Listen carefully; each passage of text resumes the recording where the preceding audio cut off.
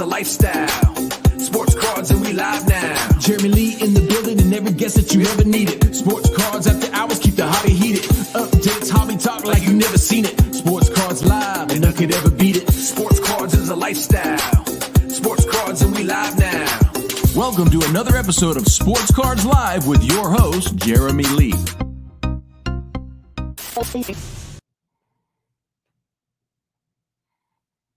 All right, everybody. Welcome to episode number 213 of Sports Cards Live. This Saturday night, January the 20th, 2024. My name is Jeremy Lee. I would like to thank everybody who tuned in last weekend, our episode with Dave Schwartz, Iowa Dave. You can check that out on the YouTube channel. Next Saturday night, our guest is Filth Bomb Breaks. We're going to get into all the questions that we've ever wanted to ask group breakers here on the channel on Sports Cards Live. Tomorrow night, we have the PWCC Hockey Auction Ending Watch Party, as usual, with Josh Madigan of the Hockey Cards Gong Show. And then on Monday, Michael Hathaway joins me for another episode of MC Mondays Live. Be sure to join us both nights for a couple of fun evenings. All right, guys, please join close to 500,000 people who have downloaded the Center Stage app across both iOS and Android for quick and accurate comps to price your cards. Whether you are at home or at a card show, you can build, organize, and share your collection with your friends and find other collectors to follow using their social sharing features. So check out their Instagram account and please join me in supporting the great team they have and the innovation they are undertaking. Also, please use protection. Practice safe swaps. Veriswap is an app and middleman service that lets you securely trade cards through the mail. Every transaction up to $1 million in value is fully insured by their guarantee. Check them out on iOS and Android and join me and founder of Veriswap, Raymond Lee, every second Tuesday on Instagram Live for the Veriswap Trade Desk. That's a fun little 10 to 15 minute live we do there. I want to shout out hobbynewsdaily.com. Check out that website for great hobby content. It's a collaboration of several content creators and writers. And also shout out to Leighton, Sheldon, Just Collect. He'll be joining us for the Vintage Spotlight a little bit later tonight. Also, you can now buy and sell tag graded cards on ComC. Tag's new Tag X grading service is a game changer.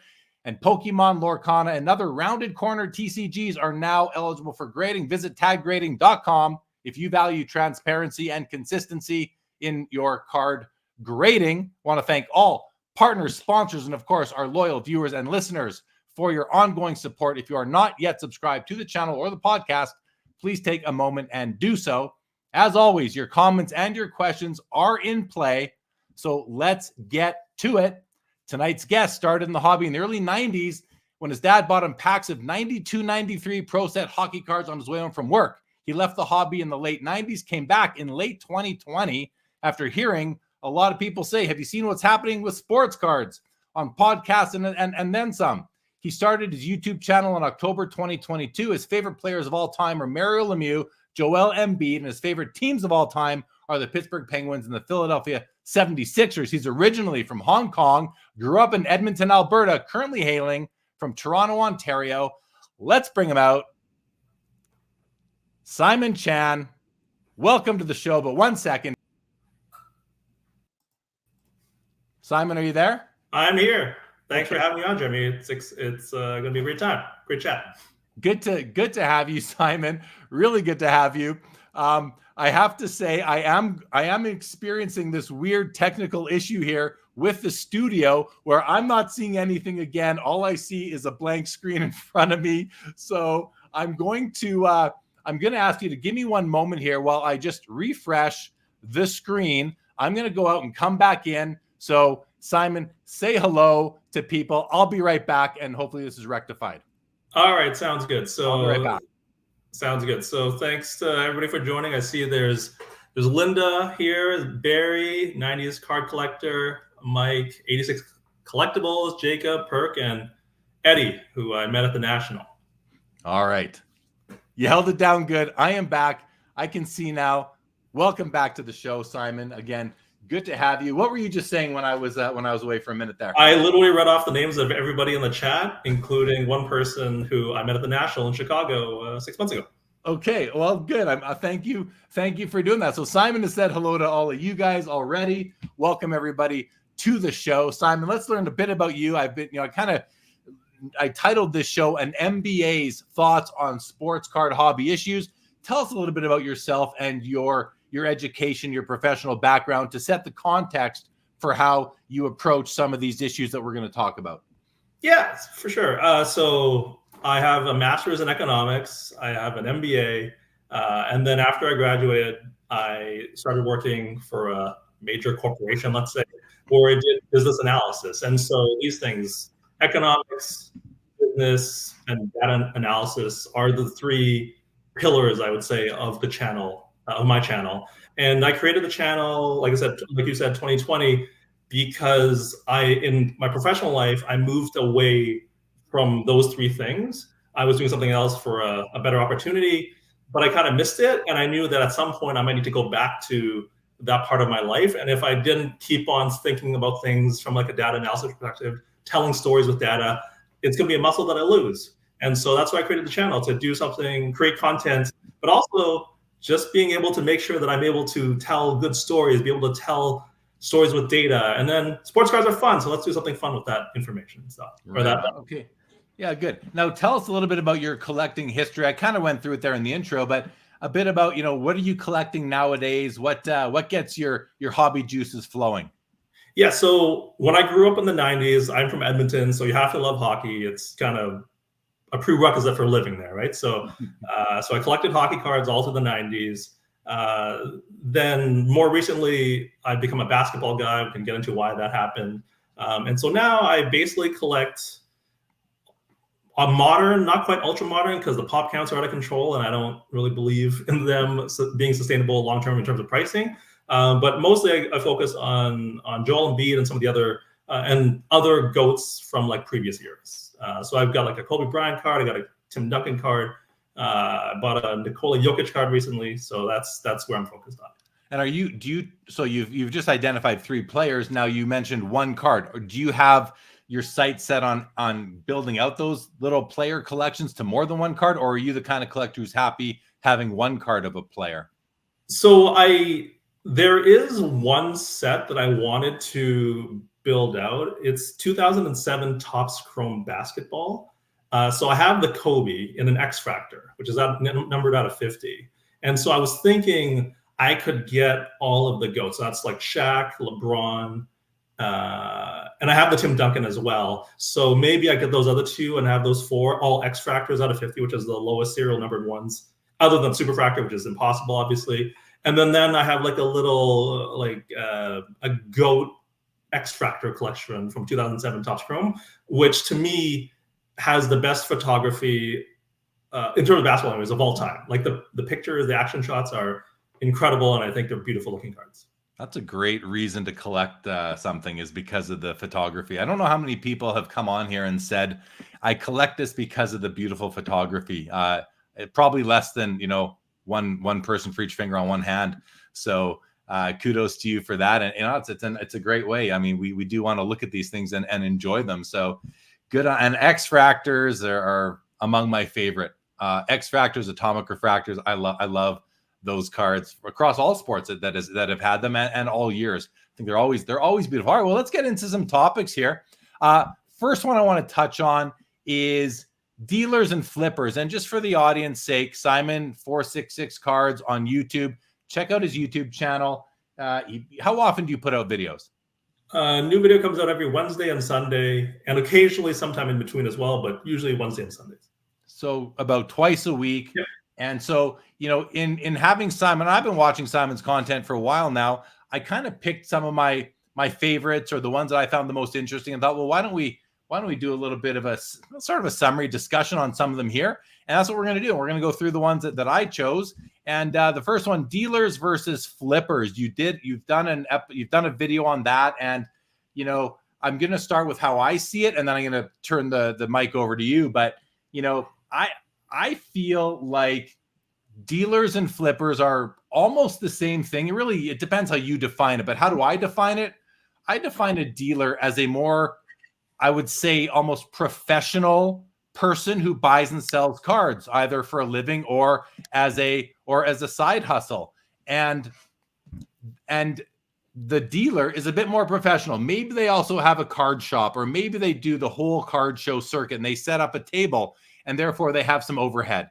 Whereas flippers, when I think of that word, I think of somebody who maybe is less professional about it. Now, not with less integrity, although that will be the case in some cases, but less professional in that they may not have a card shop like an LCS, a bricks and mortar. So they may not have overhead that way, paying rent, and they may not set up a table at the card shows on the circuit, but they're working the room, buying and selling, working social media. And so maybe to me, a flipper is somebody who is like a dealer, but without the overhead. And I want to say that there will be flippers who have higher integrity than some dealers, right? That it's not, to me, the word flipper doesn't have negative connotation, even though I think to the greater hobby and some of the narrative, it does have a negative connotation. So with that being my thoughts, I'm going to pass it over to you, what you think of this and how you look at it. Yeah, I think you addressed my thoughts as well. They're very close to it. Flippers have this negative connotation to them, where whenever you say flipper in the hobby, it's like, oh, the flippers are here to, do their thing. Whereas when you hear dealer, most people are pretty neutral about them, right? But at the end of the day, they do the same thing. You buy, whether you're a flipper or a dealer, you buy at whatever, 70, 75, 80, 65% comps, and then you sell them closer to 100% comps. And it's just how you do it, right? Dealers are more, they have their at shows, they have tables, whereas flippers do it more online and they do it more over the internet. But at the end of the day, they do the same function. You buy cards cheap and you sell cards closer to comps. And that's why I'm confused why flippers have this negative connotation to it, because they serve the same function in the hobby. They provide liquidity to people, and they get cards to people that want to buy them. So it doesn't make much sense to me that there's this weird connotation to flippers and not dealers. Yeah, I agree. That last thing you said is that they get cards to people that want to buy them. That's, to me, I see the flipper and the dealer. This applies to the dealer too, but the flippers just add more depth to that service, which is, we see it online. You can watch various flipper content where they are working the card show room. They're grabbing cards in Dallas, and then they're going to be in Atlanta, and they're going to move them to Atlanta, and then they're going to move them to Burbank, and then they're going to go to the Expo in Toronto, and then they're going to go to the Chicago Spectacular, then they're going to go to Strongsville, right? Like, I mean, yeah. Me, dealers and flippers, I think a lot of flippers will eventually become dealers, right? It's not some will, but to me, they are an integral part of the overall ecosystem of the hobby, in that they are helping move cards from one market to another. And personally, I like that, because I've seen flippers come to my booth in Toronto. And I mean, it's like, oh, hey, I know you. I've seen you at the Del Mar show, the Burbank show, the National, all these shows. And here you are bringing cards that you've acquired across North America into this market that hasn't seen these cards before. So more selection, more variety. So I think that's a great service that they provide.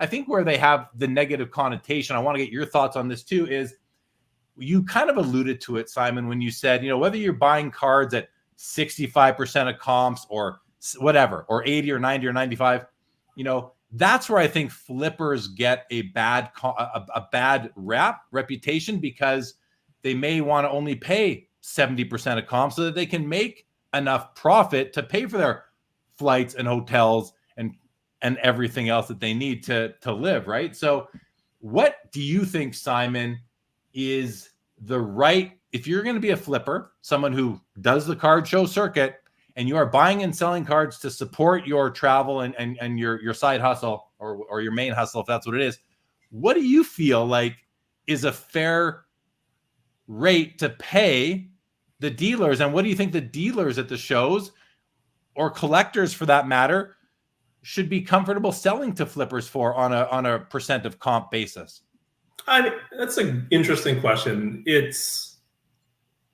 I would say, depending on the card, right? Because if it's 5-figure card, you could probably play closer to comps because that differential on 15-20% is going to be a massive number anyways. Whereas if it's a $100 or $150 card, even a $50 card, you're going to have a much wider margin there, right? So, I don't know. I would say for this one, maybe 20-25% or 75 to 80% is fine, but even dealers will have to pay that because they have to pay for the tables, right? They have to pay for all those overhead costs. And I feel like the margin should be roughly the same for the both of them. So 75, 80. Now, obviously, we know these flippers and these dealers, they're, as part of their negotiation, right? They're going to start you super low, right? Through whatever, and then they'll work their way up. But that's just kind of the nature of the game, right? So, and I mean, there's a couple things. They're providing liquidity. Now, this is dealers, anyone who's buying cards to resell.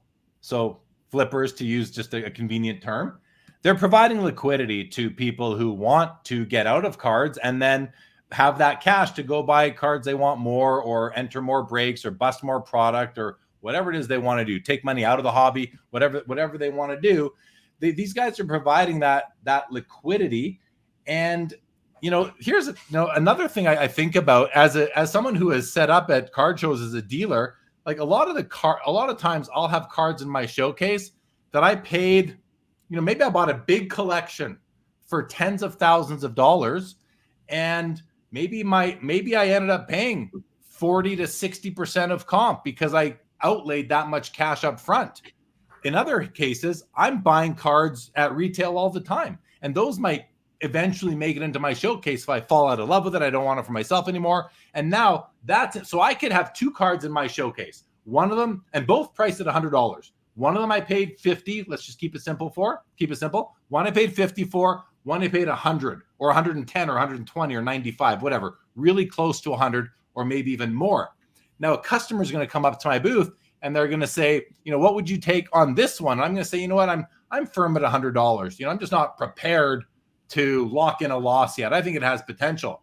And then they'll say, what do you want on that one? And remember, they're both priced at 100. And I'll say, well, I could do $80 on that one. And they're going to say, well, why can't you take $80 on that one? Well, these cards have different stories.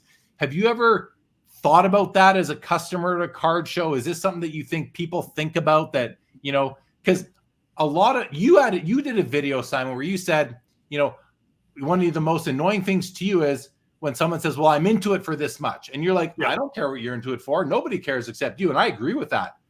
But just because you don't care that I'm too into it for something doesn't mean I have to come down to your price either. So just bring that all together.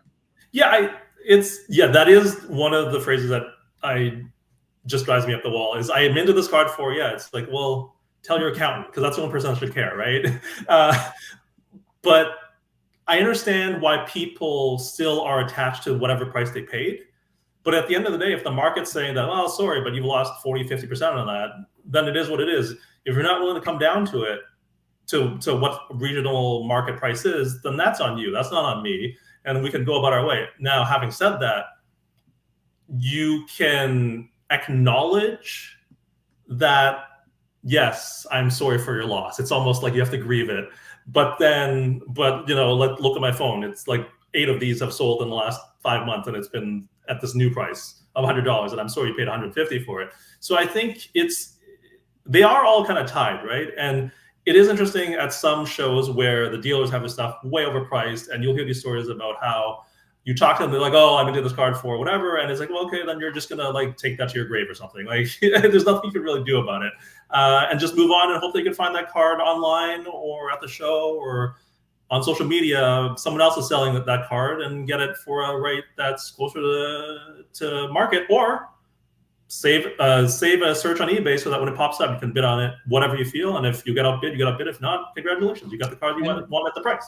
Yeah, and another strategy as a buyer is, get that dealer's contact information, because a lot of times a dealer will have a card that they know is priced more than recent comps, but they're just not willing yet to get to move off that card. They might want to wait a bit. So if you keep in touch with them until they have kind of gotten over the emotional scars of losing money on a card.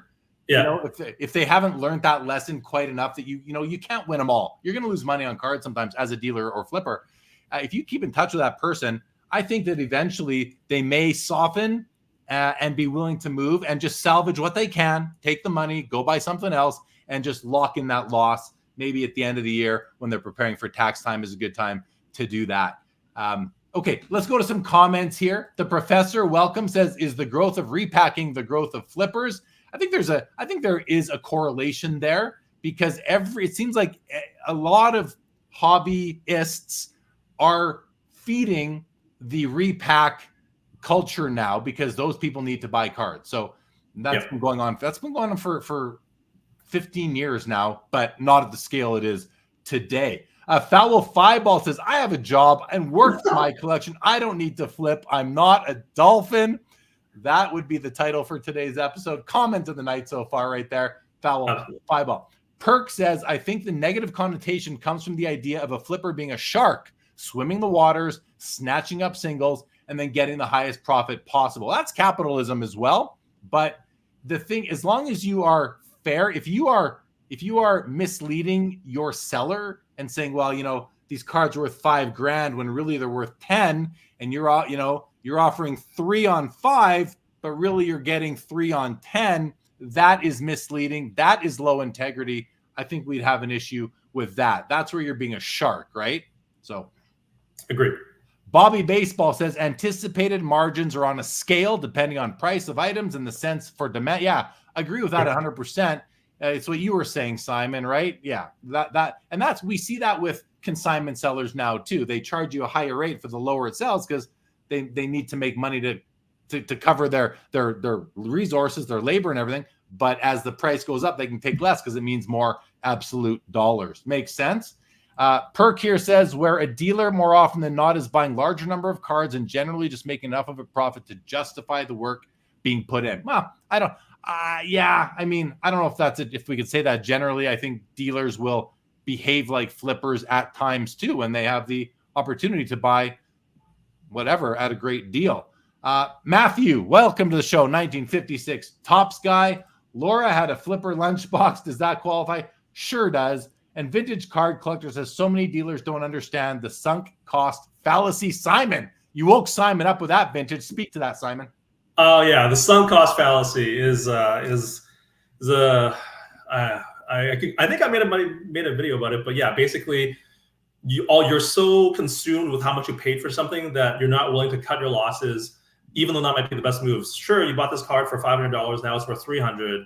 But you could better use that $300 to do something else, because that $300 card might become a $200 card and a $100 card.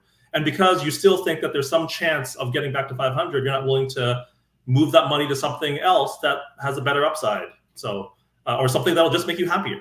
Maybe whatever it is, right? So I think the sunk cost fallacy is definitely I play a lot in the hobby, especially as prices have gone down in the last couple of years.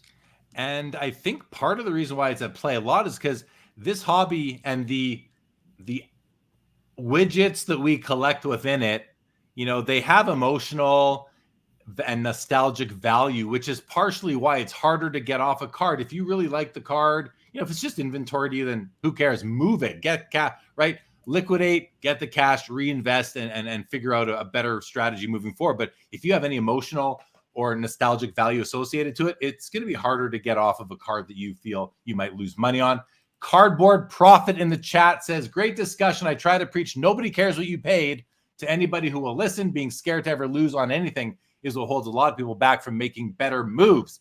Yeah, and T-Dot says, Jeremy, what is your relative hold collection relative to say? I don't know what you're asking, T-Dot. Hold collection relative to sale.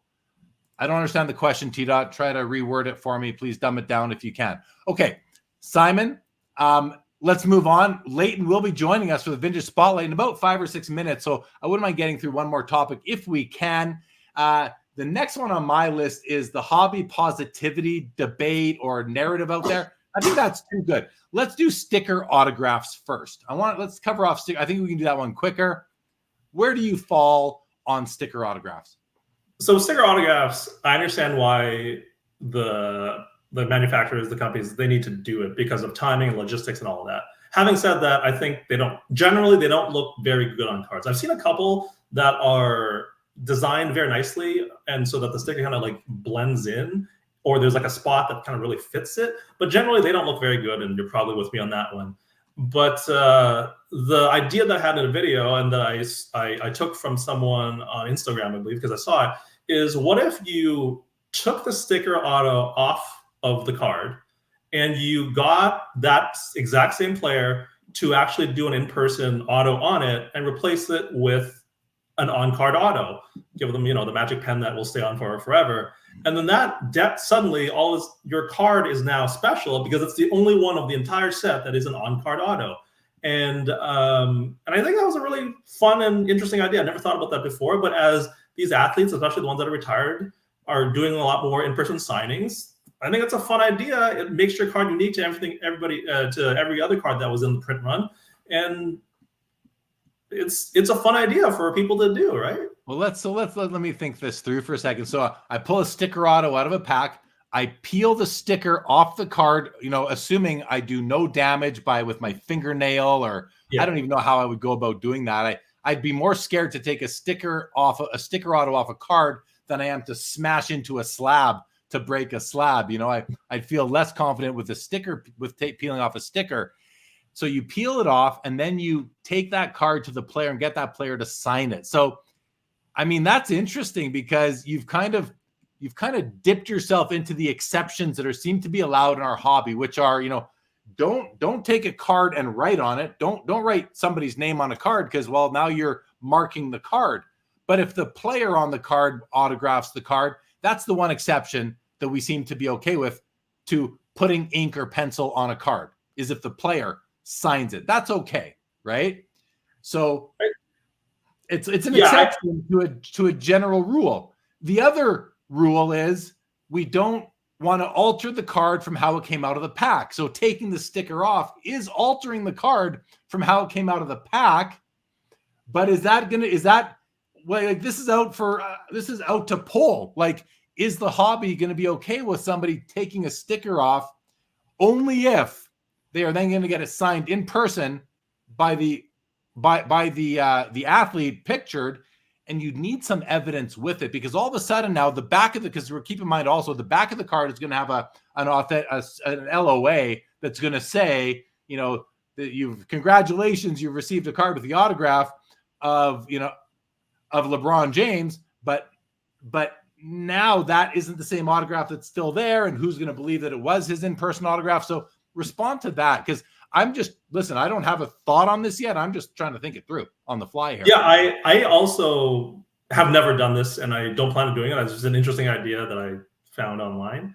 But yeah, I think the one concern that you brought up is a valid one, is the authenticity guarantee written on the back of the card about how this autograph is guaranteed by Panini or Topps, Fanatics, whoever. It is a fair concern. I think the way you get around that is whenever you sell the card or whatever, you make it known this is what you've done, and you have that what's the word, provenance of here's the chain of events. Maybe you get it graded, and then you tell PSA, BGS, SGC, whoever, here's what happened. Note it however way you think is the best way, and then you go from there. The one piece I will say though is, if you're nervous about peeling the sticker off, right? I do have a solution for that. You just buy the cheapest sticker auto from that set. So some no-name player who's worth, like, you buy the card for like $2 and you practice. Yeah. It's like $2 to practice, to rip it off, and then you kind of learn kind of what you need to do and what not to do. That's my best guess on that piece at the very least. Yeah, no, it's an interesting. Let's go through the chat, see what the chat says. Then once we're done that, we'll bring Leighton on for the vintage spotlight. You have a question for Leighton, don't you, Simon? I do. All right. So first off, Laura here says, bottom line, what is your connection to the card? Do you keep or sell the card? Yeah, I think, Laura, that's a great question. It depends what your approach is. T-Dot clarifies. Thank you. T-Dot says, how much of your total card holdings are my keepers? Yeah, I mean, so great question, T-Dot. I understand it now. He goes on to say, curious as I bought from you at a show. Well, that is going to change all the time depending on what I have. Right now, I'm at a very low amount of non-keepers. So I think I calculated I have about, like, non-binder cards, slabs and top loaded cards, and I don't use, it's either slab or top loader for me. I think I've got just between 18 and 1900 cards right now, personally. And then in my trader box, I probably have it's 1 2-row box with a couple of extra stacks. Call it 200 cards, maybe not quite, maybe 160 that way. But that number fluctuates for me regularly. T-Dot. Foul Five Ball says, I like sticker autos. They look better than on card after 20 years. So many on card autos do fade. Yeah, we've seen that happen. Mookie says, or peel your sticker off and put it on another card. How about you make your own dual auto with 2 stickers? Yeah, lots of things you can do with that. T-Dot says, how do you buy a card you love and sell it? You fall out of love with it. That happens a lot, right? Taste change. We evolve. Things change. Michael says, I'd rather wait for an on-card redemption. But that means that the card that Simon was talking about isn't special to you. And this is where the card is something that you actually like. So that's an option, but that isn't really the spirit of I think what we were talking about exactly. And then finally, Cardboard Profit says peeling off the sticker and then getting an in-person auto. Sounds like we're turning this card into something that ends up in one of those PSA trading card slabs. Yeah. Sounds like it's a different sort of thing now all of a sudden. Simon, any final comments before we start the vintage spotlight with Leighton? Yeah, it is a tricky topic just because of that guarantee on the back of the card. And that's the piece that I haven't fully solved for. But maybe it is that trading card thing that last person said. Maybe that's what we do. It is just you send it to PSA and have them only authenticate the autograph and nothing else. Yeah, get it slabbed. The other option is just take a pen and scratch out the COA on the back of the card. And now it's not there anymore. I kid, of course. All right, guys, we're going to bring out Mr. Leighton Sheldon. Just Collect Vintage Breaks. Trading Card Therapy is his podcast. Leighton, I missed you last Saturday. I know that our guest missed you last Saturday. I'm glad you're back. How are you? Good, thanks. Thanks for having me. And how are you, Simon? Good. Nice to meet you virtually. Yeah, nice to meet you as well. Well, let's jump right in, Leighton. And actually, no, I'm gonna turn it around. I want to ask you anything you'd like to update me, the chat on with what's going on with you in the last couple of weeks. Anything new? You got any shows coming up? And then we'll get Simon to ask you his question. Sure. So I know everyone likes a little vintage, gossip, a little vintage highlight. I'll post it the next few days and I'll tag the show. So I looked at a collection in the last week. I started appraising it. The gentleman happens to be, let's just say, able to get to our office via car without giving any, thing away. And he tells me about a collection that started with his great-great-grandfather, was born in 1899. And there is over 1,000 T206s. Every single one of the T206s is in a 9-pocket sheet. So they're not in the regular sheets, but he has a total of 9 cobs. And what I'll post is 6 of them are in one sheet. And you might ask, why aren't all 9 together? He was very well organized, or is very well organized. And so well organized, he actually divided it all by backs. So 6 of the cobs, I believe, were sweet caps. 3 of them were Piedmonts. And so it took a little bit of calculation to kind of figure it all out. But nonetheless, very excited about it. I'll post a sneak peek because, all we're doing right now is appraising it.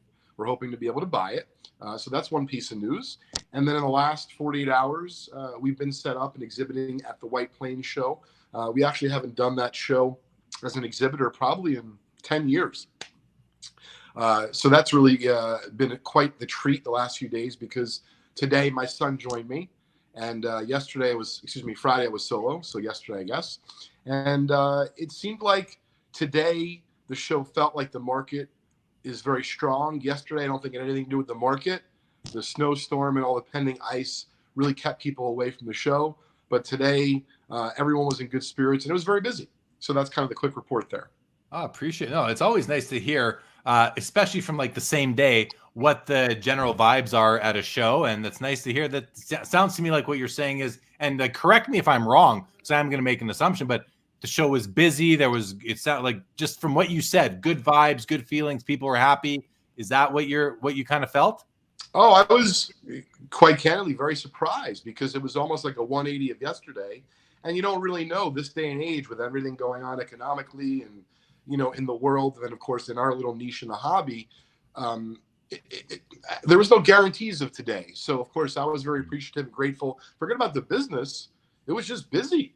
People were asking questions. People wanted to say hi. I mean, there was a lot of stuff going on. So it was really nice to see. Good to hear. All right, well, let's get to it. Simon, you have a question for Mr. Leighton Sheldon. Mookie Chilson says, going to White Plains tomorrow. We'll come say hello, Leighton. Be sure you do, Mookie. That's cool. And with that, Simon, over to you. Let's hear your question for Leighton. Well, there's an update to the question because my wife was out at a party and she mentioned what I was doing tonight. And then this guy just says, oh, give me a second. I have a question for you.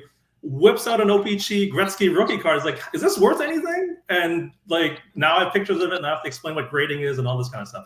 Anyways, so you hear a lot of these stories about people digging cards out from, cellars, attics, basements, closets, storage facilities, whatever.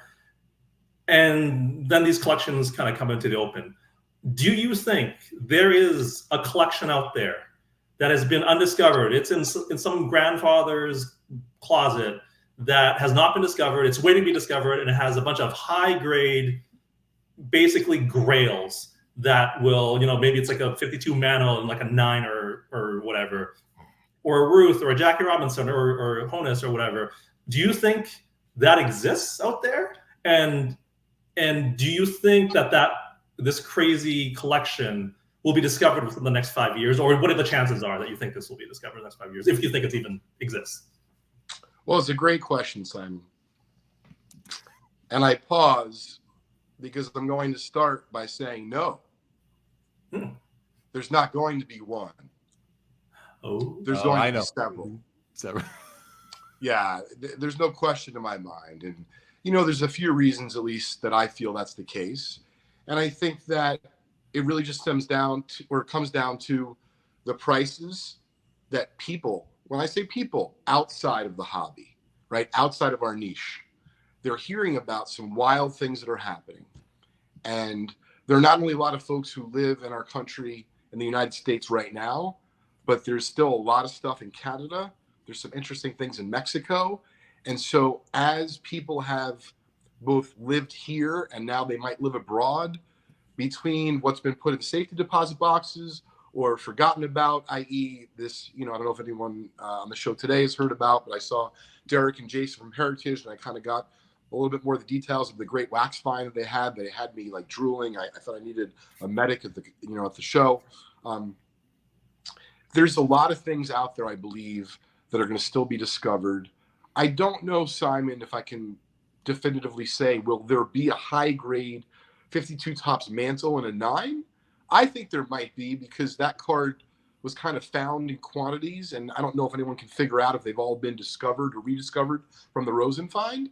But like, putting that aside for a minute, it's really hard to say if something will be discovered in high grade, because of course those chances are even more difficult. But then you had things like the Black Swan find. But like I said, and I didn't know exactly what you're going to ask today, Simon, but literally in the last 7 or 8 days, just a very anonymous, under the radar person representing his family. And by the way, that's not all the cards in the collection. There's about 1,200 T206s. There's a few hundred T205s and a few hundred T207s. And they made a lot of those cards back then. And when you fast forward by decade, there was more awareness. And then, of course, there's just random freak chance of maybe someone ran a 5 a dime. They closed things down with X amount in inventory, wasn't worth enough at the time to sell, so they just put it away to be rediscovered a generation or possibly even 2, later on. It's very cool. It's very cool. Like these stories I find very interesting, of discovering collections that have not literally seen the light of day for 40, 50, 60 years. It's always cool. It does feel like, though, and maybe I'm alone in this, but like every time we hear about it, like the Black Swamp find, Leighton, or a big significant find from an attic when a house is being demoed or whatever it is, grandpa dies and the kids go to up in the attic and clear it out, and there's her father's collect, whatever it is. the feeling I get is that, this is the last one. And maybe it's just like, how many more of these can there really be? But like you said, Leighton, there's not going to be one more. There's going to be several more of these over the years, even though sometimes I feel like this has to be the last one. And I wonder if I might be alone in that. I don't know, but I get a kick out of it that it sometimes does. I do think that way. But I think, when I put on my logic hat, I think that with the size of the U.S. and the Northeast, and like you said, Leighton, you can go into Canada, especially the Ontario and Quebec regions, Mexico. There's bound to be more. Like we just heard about that 51 Bowman wax pack that was found inside a staircase. I mean, it's not a humongous multi-item find, but that's a valuable piece of hobby history right there. Absolutely. Now, I don't want to get too philosophical on a late Saturday night here. However, there were some folks, let's say, at the convention, but I think you'll see where I'm going with this. In general, people always come up to me or others that are in this space, or even if you're not in it full time. Man, how do you find stuff? It seems like it's always raining cards. And let me tell you, of course, there's a lot of hard work.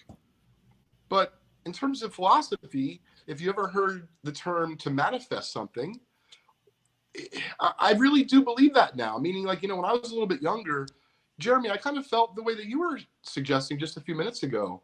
I'm like, wow, Heritage just came up with another find. Matt, that's it. Pack the bags. Like, I guess I'm going to be, a fisherman. There's really, no more cards in the sea, so I guess I'll go after some fish. And the point being is that, listen, there was definitely, I think, some turning of the tides with the prices that brought things out, right, from the general public. I believe that wholeheartedly. And I think all the major auction houses would tell you that's factual as well. But, as far as, what the future holds, no one knows. But there's always like someone in your little niche, right, of group of friends or hobbyists that seem to get more stuff than others. Let's just say it's all equal. Maybe they just manifest it by, wishing and praying or doing the card voodoo dance. But if you had one, I'd say start doing it, because I'm doing my exactly, Sam. You got it. But listen, we're trying to have some fun here on the Saturday night, but also, maybe bring some philosophy into the mix. For sure. Well, Michael here says, keep hope alive.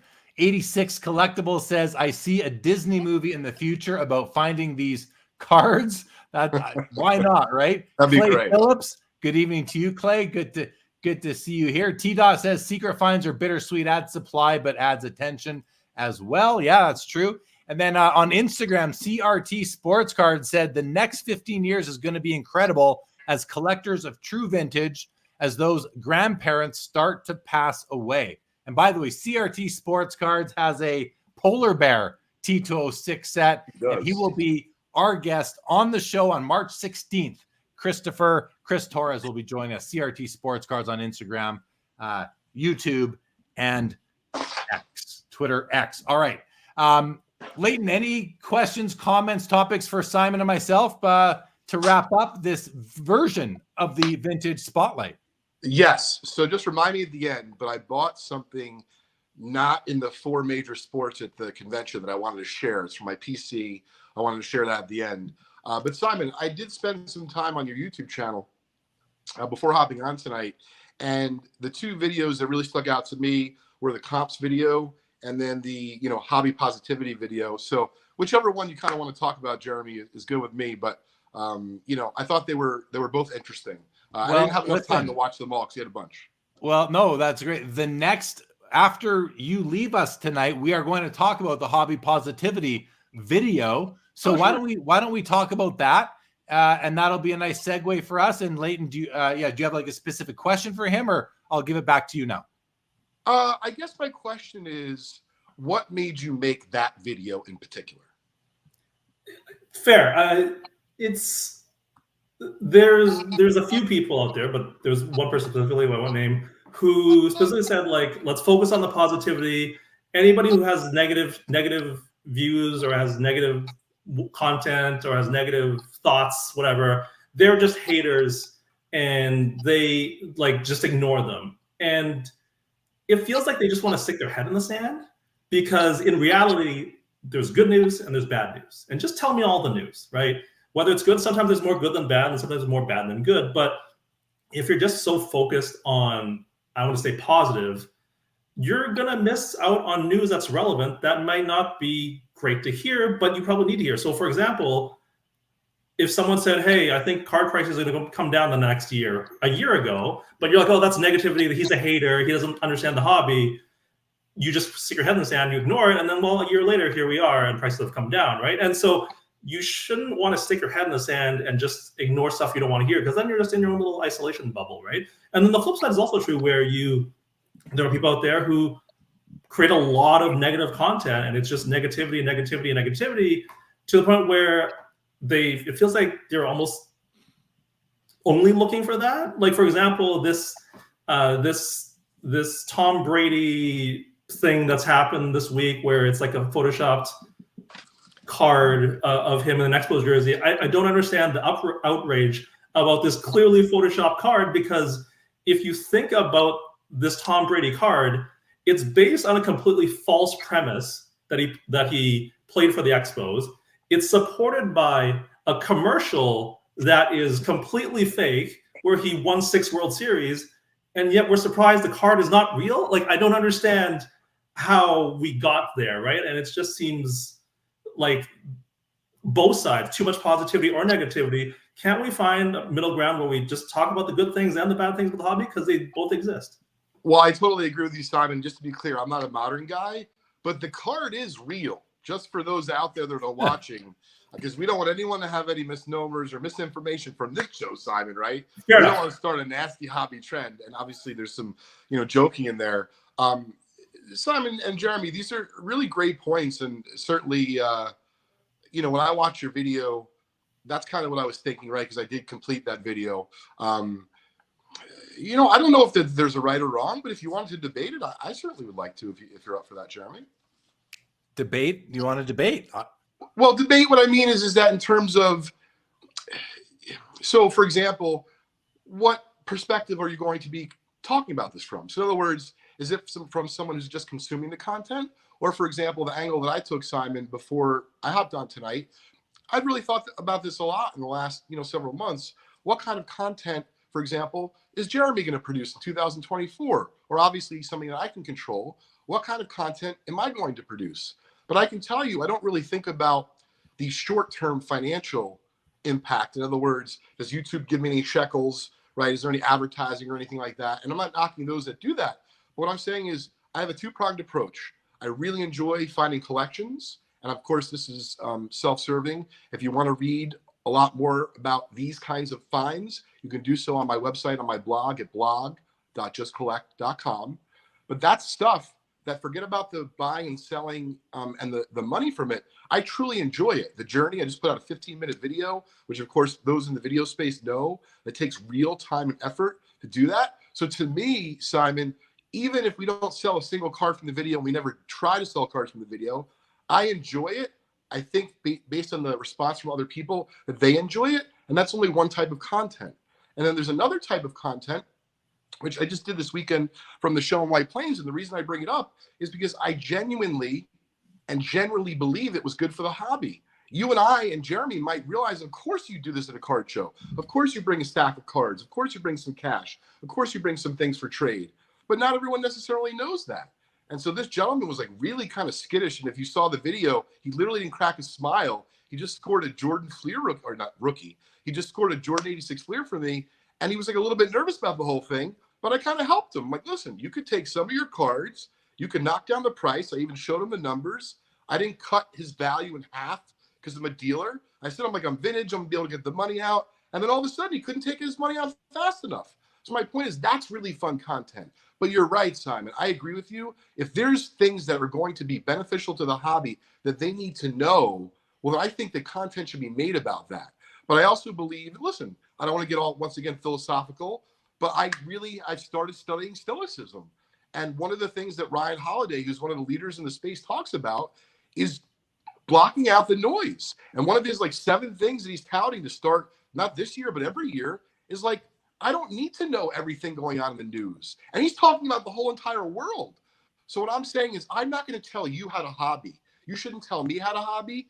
And so as far as hobby positivity or negativity, I kind of agree with you, Simon, in the sense of if there was just one place where I could receive neutral facts and neutral information, that's what I want. But understand that if you go outside of this hobby and the political, like, people would think you're out of your mind, because that doesn't really exist. And, you know, there's NPR, there's all this other stuff, but maybe, and this is the quote of the show, we need an NPR for baseball cards.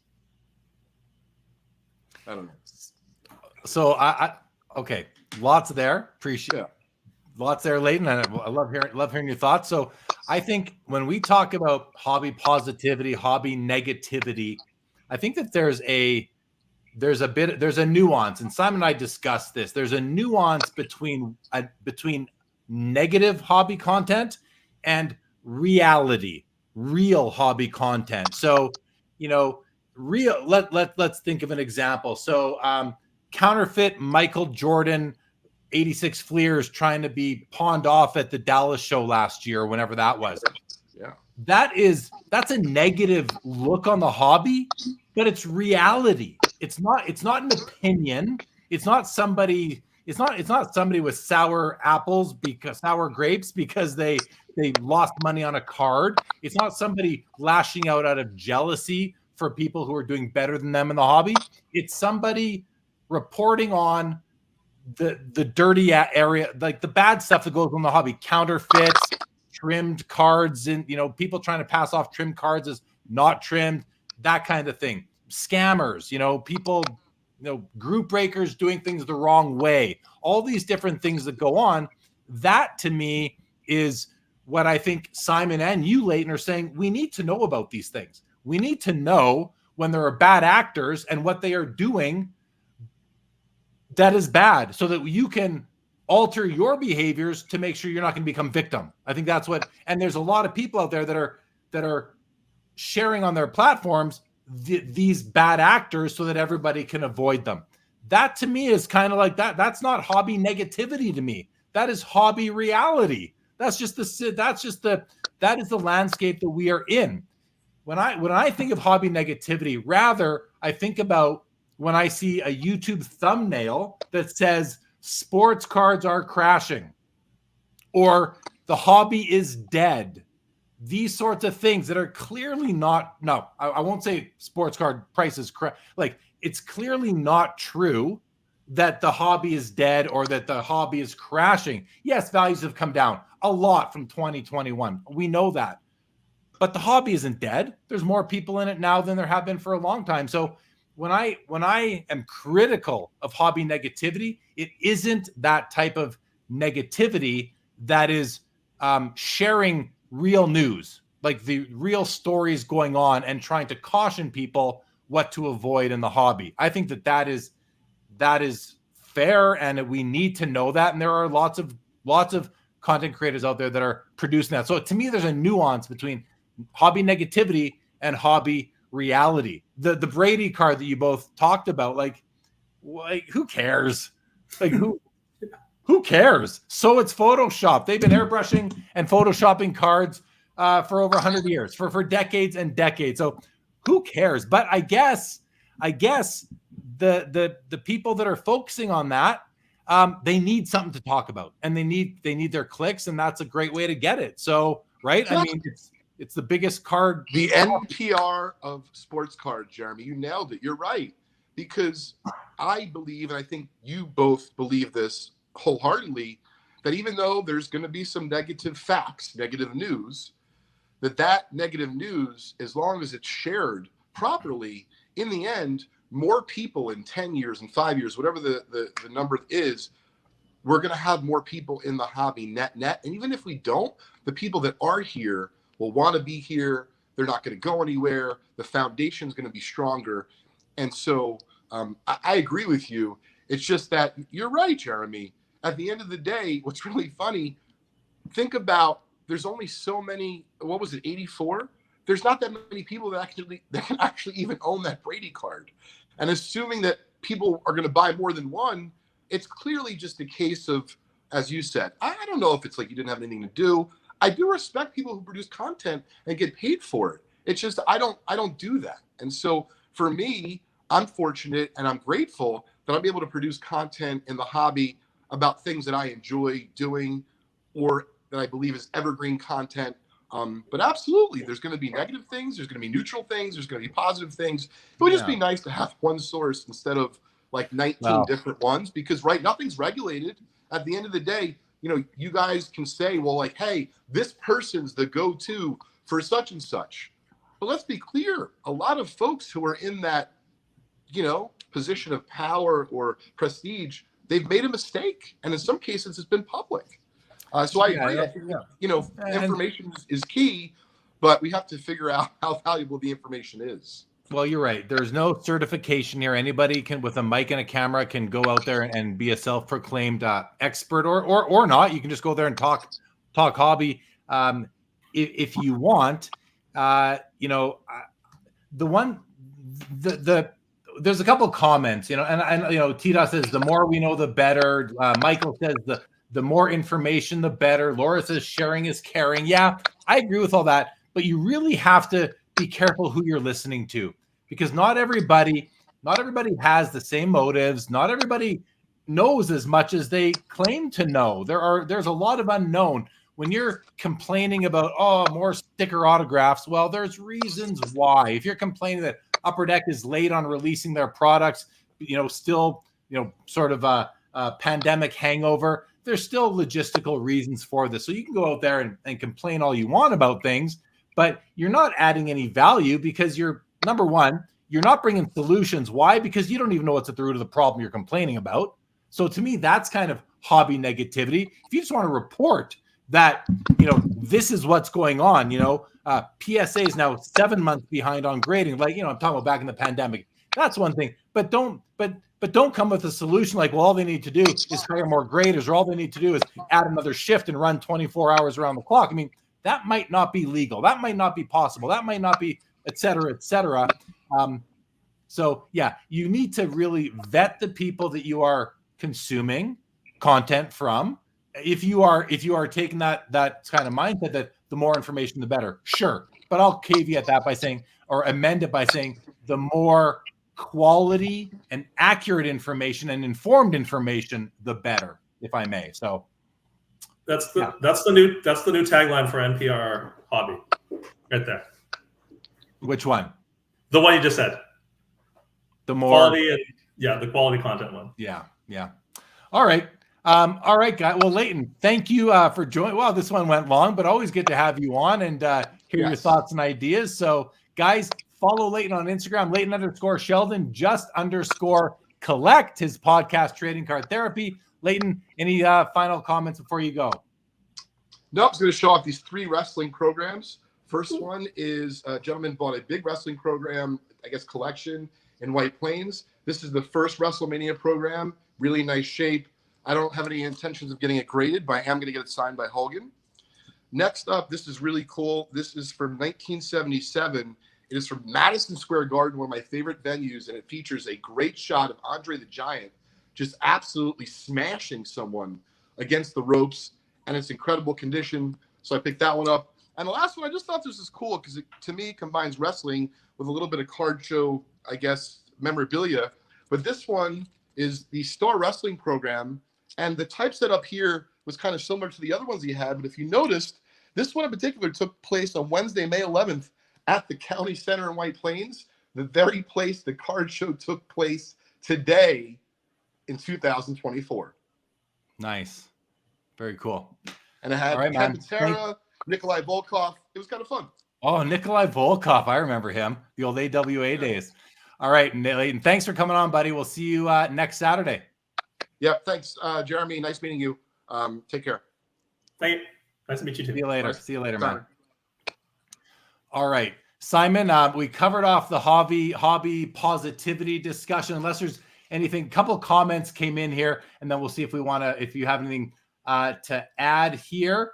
Mookie says you need to be able to find the signal through the noise. True. It's very difficult when anyone on the planet can create content, but this is the world we live in. Very, very true. Perk says, I'm all for some good counterpoint, but I will never understand the people who can spend an inordinate amount of time posting negative responses to anything and everything. it's a hobby for some people, Perk. So I get it. It's not how I do it, but that's that's their position in life or a position in the hobby. Orlando, good to see you. Collector's Dream. AIH Sports says, can't we say the same from you? You are sponsored by every company out there, Jeremy.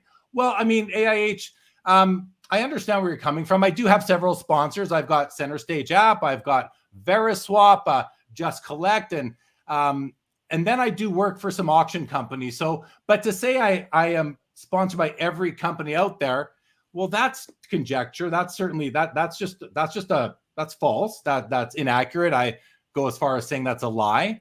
But what I encourage everybody to do who is in my shoes, which is you have a long-standing portfolio of content going on 4 years here, and you need to be very transparent about your sponsors, your partnerships, your relationships.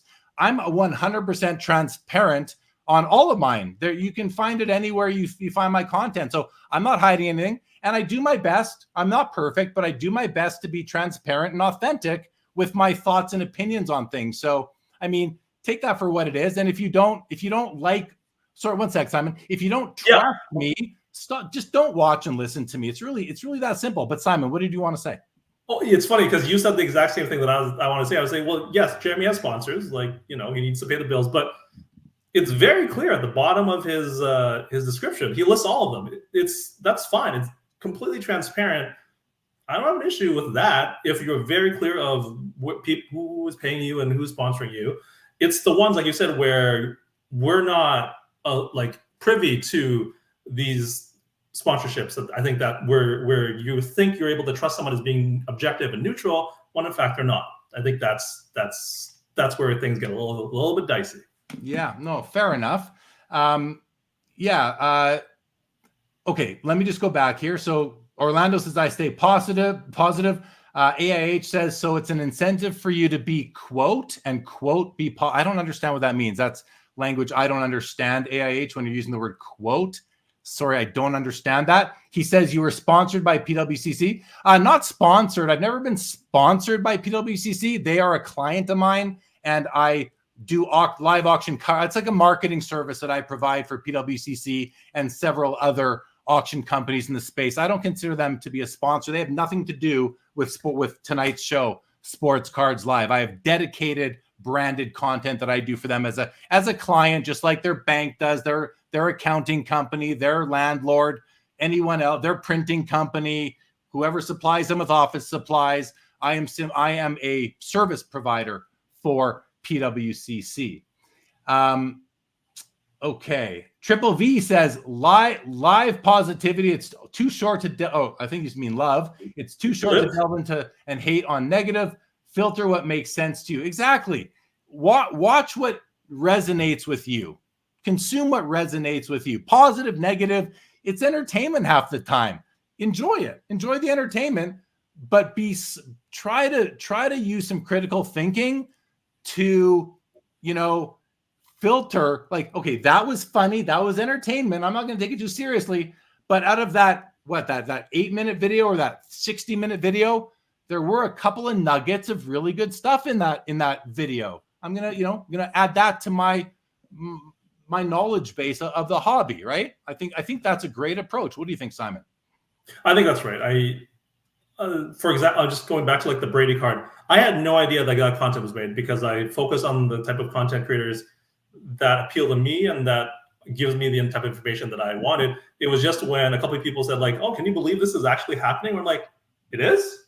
Who actually thought this? And so I also filter my content to the level, the quality, the tone that appeals to me. And if it doesn't, then I just do delete. And please, YouTube, don't give me any more of that. Please, algorithm, work with me. My favorite name in the chat, Far From Pukin, says, collect what you want and don't listen to the haters or people just in it for the money. It's a hobby to a lot of collectors. Yeah, and that's great. I mean, that's the beautiful thing, right? Is that it's for a lot of us who, if you've been in this thing for, it doesn't matter how long. You've been in it for 2 weeks, it can be your hobby. You've been in it like me for 44 years this year. Like, this is my life. Like, this hobby is like, it's literally my lifestyle, as the song says at the beginning of the show. And I've said it before, you know, I sleep very well at night knowing that I'm as authentic as I can be in my content. My collection is always being constantly curated. I just love it. I love the cards. I love the community, the content, creating it, all of it. The Hobby with Cage says to AIH, love you, but being sponsored by a company doesn't make you guilty of the transgressions of that company. I was sponsored by PWCC for a while too. Doesn't mean I ever trimmed a card or shield. The transitive property doesn't really apply. Like, you know, for example, if I have somebody on my show who goes off and does something bad, does that make me guilty by association? Well, if it does, then Barbara Walters is a gangster and a terrorist and a spy, because she interviewed all those people. But I don't think that anyone thinks that Barbara Walters was that kind of person. So yeah, I agree with Cage here. It doesn't make you guilty of the transgressions of that company. However, I do think still that you need to consider who you are aligning with, and if you are okay with it, that's fine. If someone out there isn't, that's fine too. You can proceed how and in what manner makes most sense to you. All right, Dan. Hey, no worries that you're late, buddy. And I know the Green Bay San Francisco game is going on right now as well. I've been checking in on the score here as we've been going, and I see now that it is 21-17 Green Bay, 3:38 left in the fourth. All right.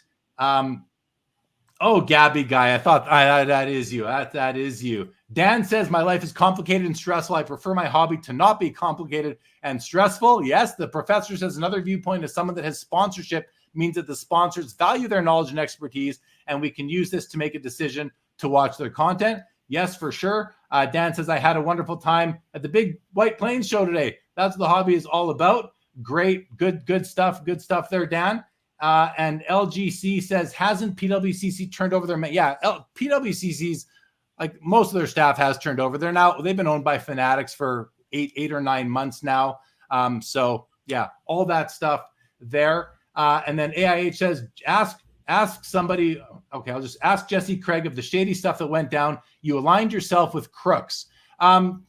Maybe I did. AIH align myself with crooks. And if I did, you know, one of the ways that I look at it when it comes to PWCC is that a lot of people buy and sell cards on there, and those people, you know, all I was doing was helping out the buyers and the sellers of cards. But in any event, I'm not going to take this. I'm not going to use this show for me to defend myself against anybody, including AIH Sports or anybody else. So I welcome you to keep on watching. But again, all I will say to end this piece of it is, if you have any questions about my authenticity or integrity as a hobbyist, as a content creator, as someone who sets up at shows, bring it to my attention. Like I said, I sleep very well at night. I have no qualms about any behaviors that I've had in the hobby thus far. So take that for what it's worth. Vintage Card Collector says, keep it moving, Jeremy. Don't waste your time talking about AIH. Cage says, Jeremy, take a moment to talk about how great Teemu Solani was. No doubt about that, Cage. Teemu was great. Okay. Anything else, Simon, from you? I went on for a while there. You want to kind of put a bow on this one topic of discussion? I mean, I have some cards at PWCC out, but that doesn't make me a crook. I'll leave it at that. Yeah, I mean, yeah, like, listen, they get good money for cards. I've been buying and selling on there for years. And, you know, if and when they did something wrong, I wasn't privy to it. Did I hear about that? I heard rumors. Did I ever see any evidence? Did I ever hear of a conviction? No, I saw no evidence of anything myself. I saw one thing. I will say I saw one thing, but it could have been photoshopped. I mean, until it's ruled on, I don't put any stock in unless there's like real evidence. I just blow it all off as just conjecture and theory. So yeah, and PWCC has cards that I wanted, so I bid on them. Like, yeah, I don't know what else to say. Me too, for sure, for sure. Dan says, one of my favorite people in the hobby is one of the new PWCC staff. The place has completely changed. Yeah, good to hear. Okay. And I mean, now they're owned by Fanatics. So if there was any funny business going on there, I would hope to think, and I mean, I'm not going to say I 100%, but I will hope that they're going to nip that in the bud and it's done. It's been cleaned out and they're going to practice business with integrity and be above board from here on in. So, okay, let's move along. One of the videos you did, Simon, was about mergers. You talked about mergers, and this is like a year ago. You talked about mergers you'd like to see moving into 2023. And one of them you said was you'd like to see, it had to do with somebody acquiring ComC. And you said you think collectors or the parent company of PSA should acquire ComC. Well, in 2023, I don't think we saw anybody acquire ComC, but we saw a big player in the space make an investment into ComC, and I think just make them a serious alliance within the hobby. Tell us what you thought, why you thought it, and what you think of what ended up happening. Well, to me, ComC it's a great service, it's a great idea, and there's no real way to duplicate it because the number of cards that are there have been there since whenever Tim started the company, right? Like 2007, 5, whatever it is. It's been 15, 16 years, right? And so it's so unique and it has such a wide array of cards and range of cards that to me, it just was begging to be bought out by someone related to like one of the bigger entities in the hobby, right? And so I thought collectors, being the behemoth that it was, would be the one. Here comes eBay along and does their thing, and so it's not a surprise that they're working with other people. I made a prediction. It came like half true, I guess, because they did work with someone and get tied in with someone.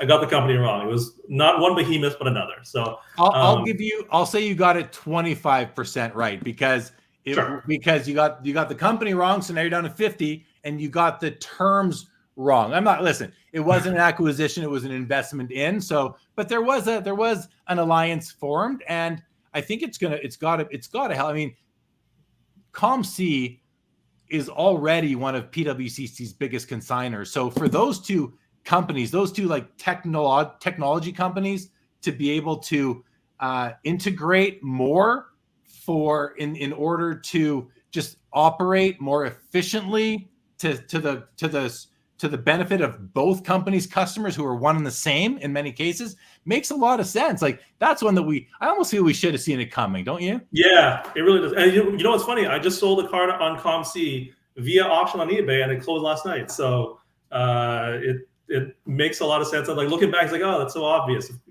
They're already working together so closely that in hindsight, everything's 2020, right? Oh, of course. Yeah. In hindsight, it's like, oh, that was obvious. Yeah, for sure. Okay. Another thing that I think you've talked about when it comes to mergers or consolidation in the space is auction houses. What you talked about this a bit in one of your videos. Tell us, what are your thoughts on the proliferation of new auction companies coming to the space, the sort of the ones that have existed for a while, the ones who we've seen, the cornerstone auction companies. There are a good handful of them. What are your thoughts on how all of them are and how they're operating? I don't have any opinion on the specific operation, but there's too many. It takes so much time to look. If I'm looking for a specific player, like in my case, generally Mario Lemieux and Joel Embiid, like just entering the search and 5 different auction houses plus eBay, it's so time consuming. I really wish they would just merge or do something to make it less time consuming for me, because I need to look on Golden, I need to look on PWCC, I need to look on eBay, I need to look on Alt, I need to blah blah blah, and then like next thing you know, like my whole evening is gone. And so the one thing that I did found that was mildly helpful was on Alt. If you do a search, there are auctions that also show up from eBay, Golden, and PWCC, as well as Alt themselves. And so that's a time saver for me. So I just now go to Alt and do the search. But the problem with that is I discovered a couple of days ago is only graded cards show up on Alt. So if there are any raw cards coming up on PWCC or Golden or whatever, which one did that I wanted to bid on, it doesn't come up. So I still need to do the whole rigmarole I've discovered in the last few days to go into the individual companies and search for them. And I wish I could just get an email from each of these companies saying, hey, here are the Joel Embiid cards coming up this week. Here are the Barry Lemieux cards coming up this week. And I could just scroll and be done with it. But here we are. It's just, there's too many. There was a company that was doing that was aggregating all of the auction items from all of the companies. And I know they reached out to me a couple of times. I can't think of what they were called right now, unfortunately. I know that they were actually based, the two entrepreneurs were based out of Israel, and come to think of it, I don't think I've heard from them for a few months for obvious worldwide issues. Maybe that's the case, but in any event, I can't remember what it was called, but they were bringing together one email a day to you that would tell you what was available within, your search parameters among all of the relevant auction companies. But I'm like you, Simon, like I don't spend time looking at all the auction houses. I look at the ones that I'm used to, that I like, where I like their user experience, their interface. And if not, I just kind of don't look at them, because it is a lot to see every day or week or month even. But with that said, if you are somebody who has that amount of time available and you can scour all the auction houses, including some of the smaller ones, you can find some great deals and maybe find a little bit of arbitrage if you are into that and you do want to buy low in one marketplace, sell higher in another, or just add to your PC at a more reasonable price. I think you can do that if you're looking at more and more auction companies. Does that make sense to you? It does, but I think it's now like so out there that there's these tiny auction houses that I almost feel like even the smaller ones, they're generally covered so that the most they would go for, or the least they would go for, is like maybe 80-85% of comps, right? And so at that point, are you really making that margin that you really need? And so maybe there's a business idea for United. We could talk offline. Maybe we'll create this this search engine email thing. Just a couple of APIs, and I'm sure we could build something together. So. Yeah. Okay. Couple of comments have come in. Dan says, in the vintage world, the auction houses each have their own niche. Consolidation would be the worst thing possible.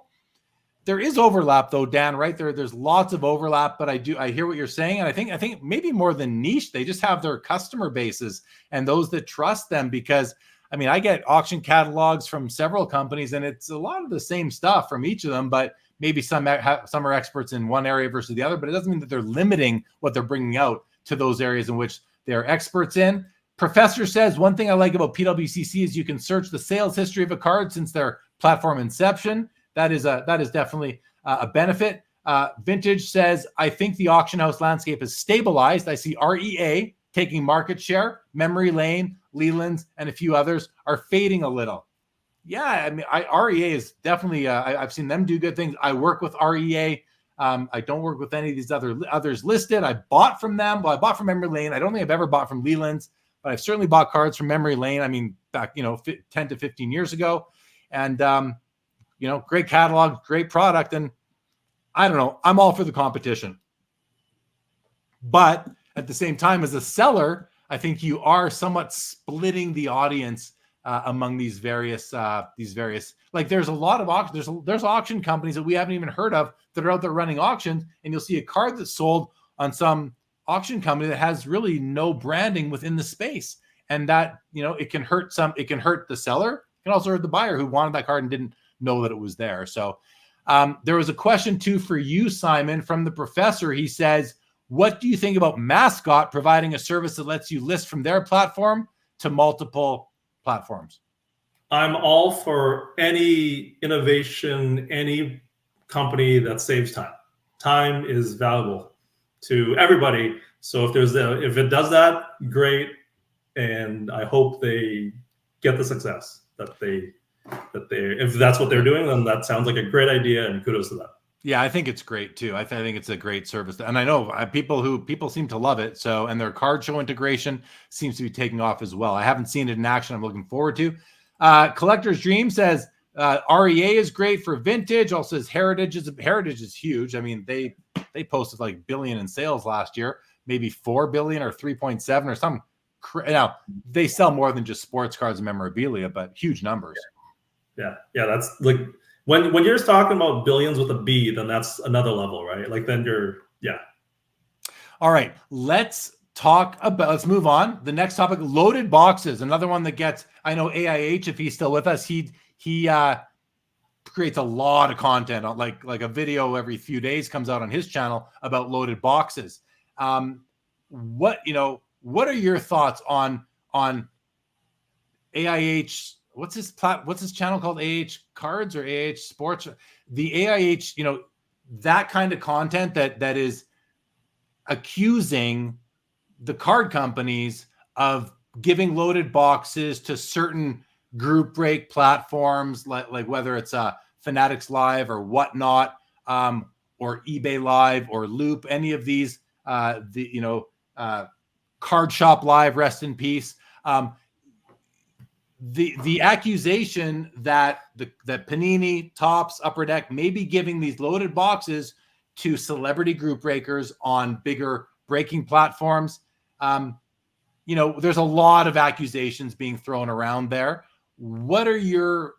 How do you digest that? And after you digest it, how do you spit that out? Yeah, I would say I can never rule out anything, right? Because we don't know, we're not on the inside. So I can only react to some of the conspiracy theories, for lack of a better term, that I've seen. And there have been a couple talking about how the odds, and I made a video about this, about how the odds of probably Backyard Breaks or one of those companies, the odds of them pulling out these 4 or whatever cards is 1 in like a bajillion or whatever the number was, right? And it's really not good math, for lack of a better phrase, because it is true. The odds of pulling those 4 specific cards is 1 in a bajillion. But the problem is, I believe that video or that theory was about Panini products. And these super high-end Panini products, maybe it was the Logo Men, double Logo Men, triple Logo Men, whatever it was, and there's multiples of them. The problem is Panini makes a lot of high-end stuff, like too many one-of-ones, too many Logo Men, too many one-of-one autos or whatever, that there are so many different permutations and combinations that it's actually kind of likely that someone like Backyard Breaks is going to pull 4 of these really high-end ones, because there's just so many different permutation combinations. And if you remember high school math, like those numbers balloon really quickly when you have a lot of different options available, because not only does Panini have a lot of high-end products, but they also have a lot of high-end brands. So if it's not National Treasures, it's Flawless. If it's not Flawless, it's Immaculate. If it's not this, it's not that. And all of their stuff is supposed to be designed to be high-end. So when you have 45 one-of-ones that are of the rookies or of LeBron or whatever, you're kind of almost guaranteed to get some combination that in and of itself is very rare. But because there's so many different combinations, like if we weren't going to get these 4, you're going to get like 2 from here and 1 from there and 1 from there. That, again, the odds of those 4 happening is 1 in a bajillion, but there are a bajillion different combinations. So you're kind of bound to get one of them.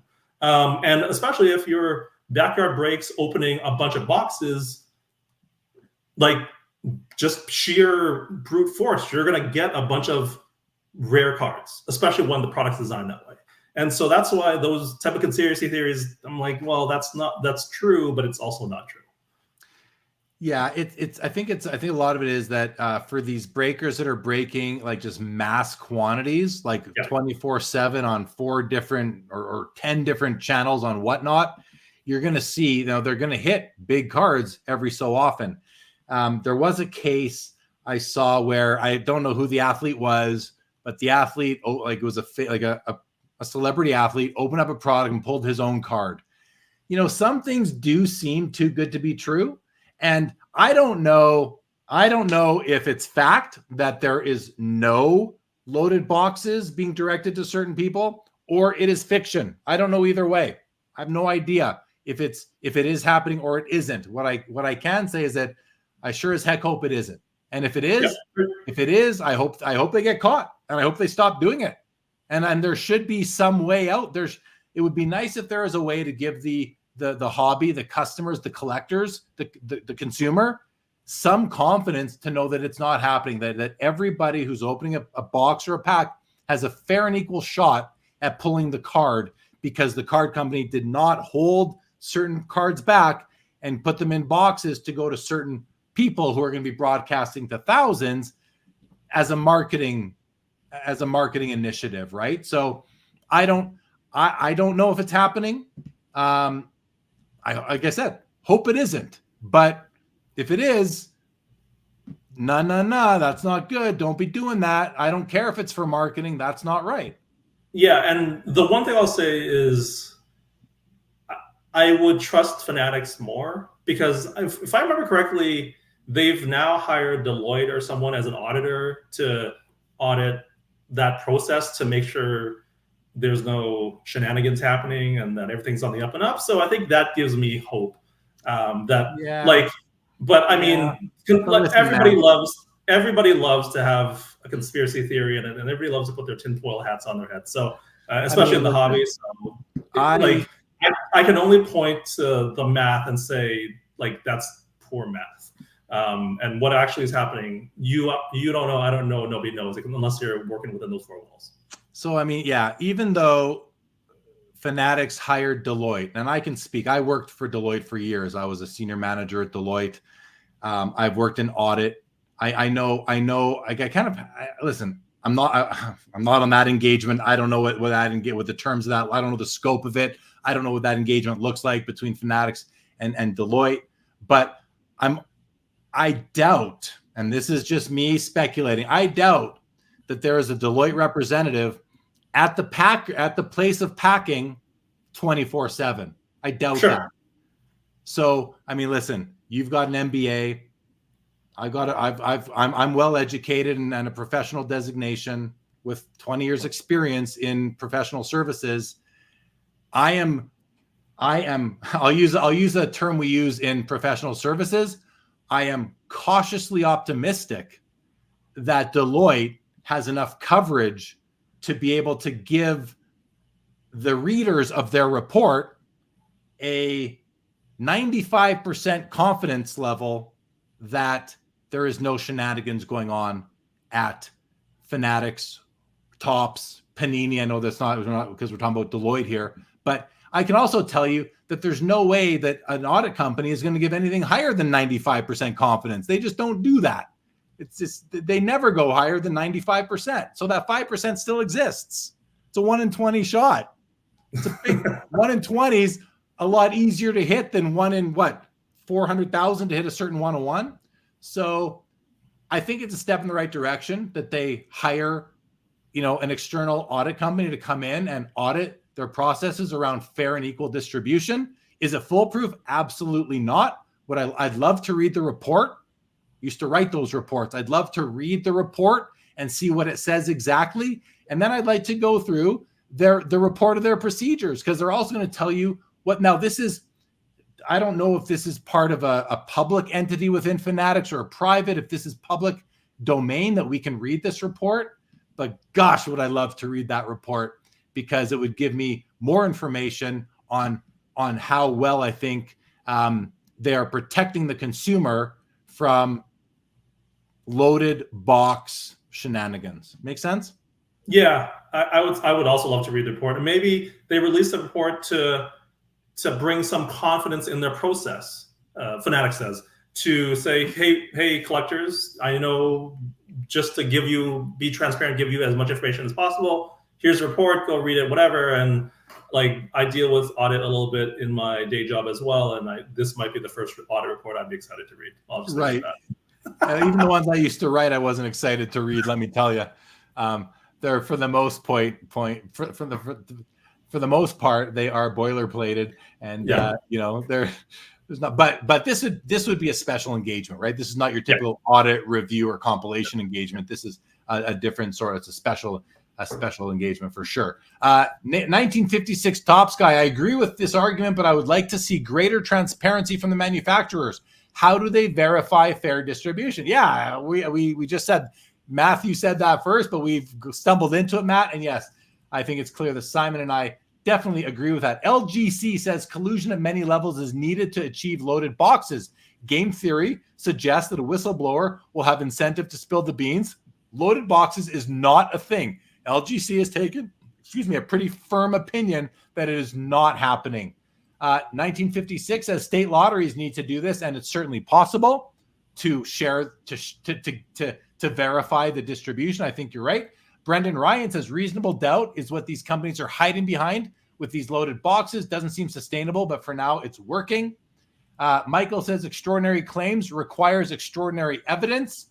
And yeah, I mean, theory is not evidence. And, I've never seen a video that accuses any company of loaded box actually prove anything. And I don't think that they can. It's simply theory, whether it's tinfoil hat or conspiracy, conjecture, or just, straight defamation. I don't know. It's just simply an opinion.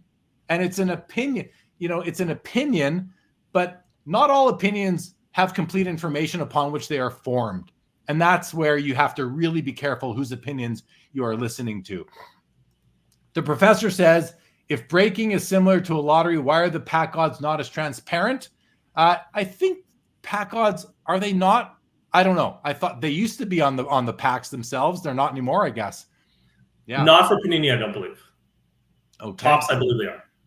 Do we need regulation? He goes on to say, maybe. I mean, I think a lot of people would say yes, but then it's one of those, well, be careful what you wish for things as well. That's just going to increase prices, because who's going to pay for regulation? The invoices are going to be made out to the card companies, and then the consumer is going to pay the price. Maybe that's okay, though. Maybe that's okay. Dan says if Panini or whomever goes out of their way to deny conspiracy theory, it gives oxygen. It gives oxygen to the discussion, I would say. I don't think it strengthens the theory as much as I think it gives oxygen to the discussion, Dan. I agree with you on that. Brendan says, let's see a tinfoil fractor to appease that. That's tremendous. That might have overtaken for comment of the night right there. Might be. The professor says, would the dynamics of transparency change once Fanatics goes public? Yeah, for sure. Laura says, wasn't there a recent question about the lack of security issues in Texas? And Orlando says, agree with Jeremy, just an opinion. Well, it is, and without evidence, it's just these are just, they're not even opinions. Because to me, an opinion comes with good underlying information, and nobody has unless you're an insider. No YouTuber has that information. So it's not even an opinion, because opinions, I put at a higher level. It's a theory based on conjecture. That's all it is. It's a theory. It's a weak theory at best. I'm not saying it's not true. I'm not saying they're not wrong. Sorry. I'm not saying they're wrong. I'm just saying it's just a thought or an opinion. Or a theory. That's all it is. Michael says, yeah, let's get the government involved in the hobby. That's a great idea. And then Michael, it's a blind assertion, right? Yeah, well, that's a really good way to put it. A blind assertion, Michael. I definitely like that. So does Simon. All right. I think we're good on loaded boxes. I don't really have anything more to say, except that I know you've talked about it. You've done a video on it. Check out Simon's video on his YouTube channel where he talks about the math. He uses some numbers to get into it deeper. This is just a little preview for some of Simon's content itself.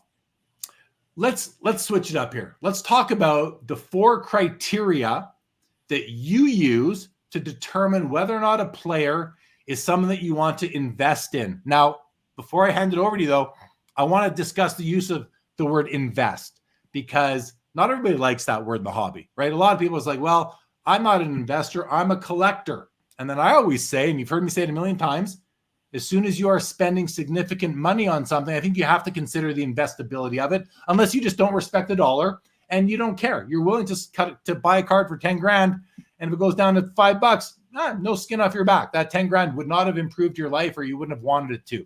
That's fine. For the sake of discussion, now that I get that out of the way, I'm going to use the word invest. And Simon, I'll read the question to you again. You have 4 criteria that you use to determine whether or not a player is worthy of investing in, and substitute collecting if you want.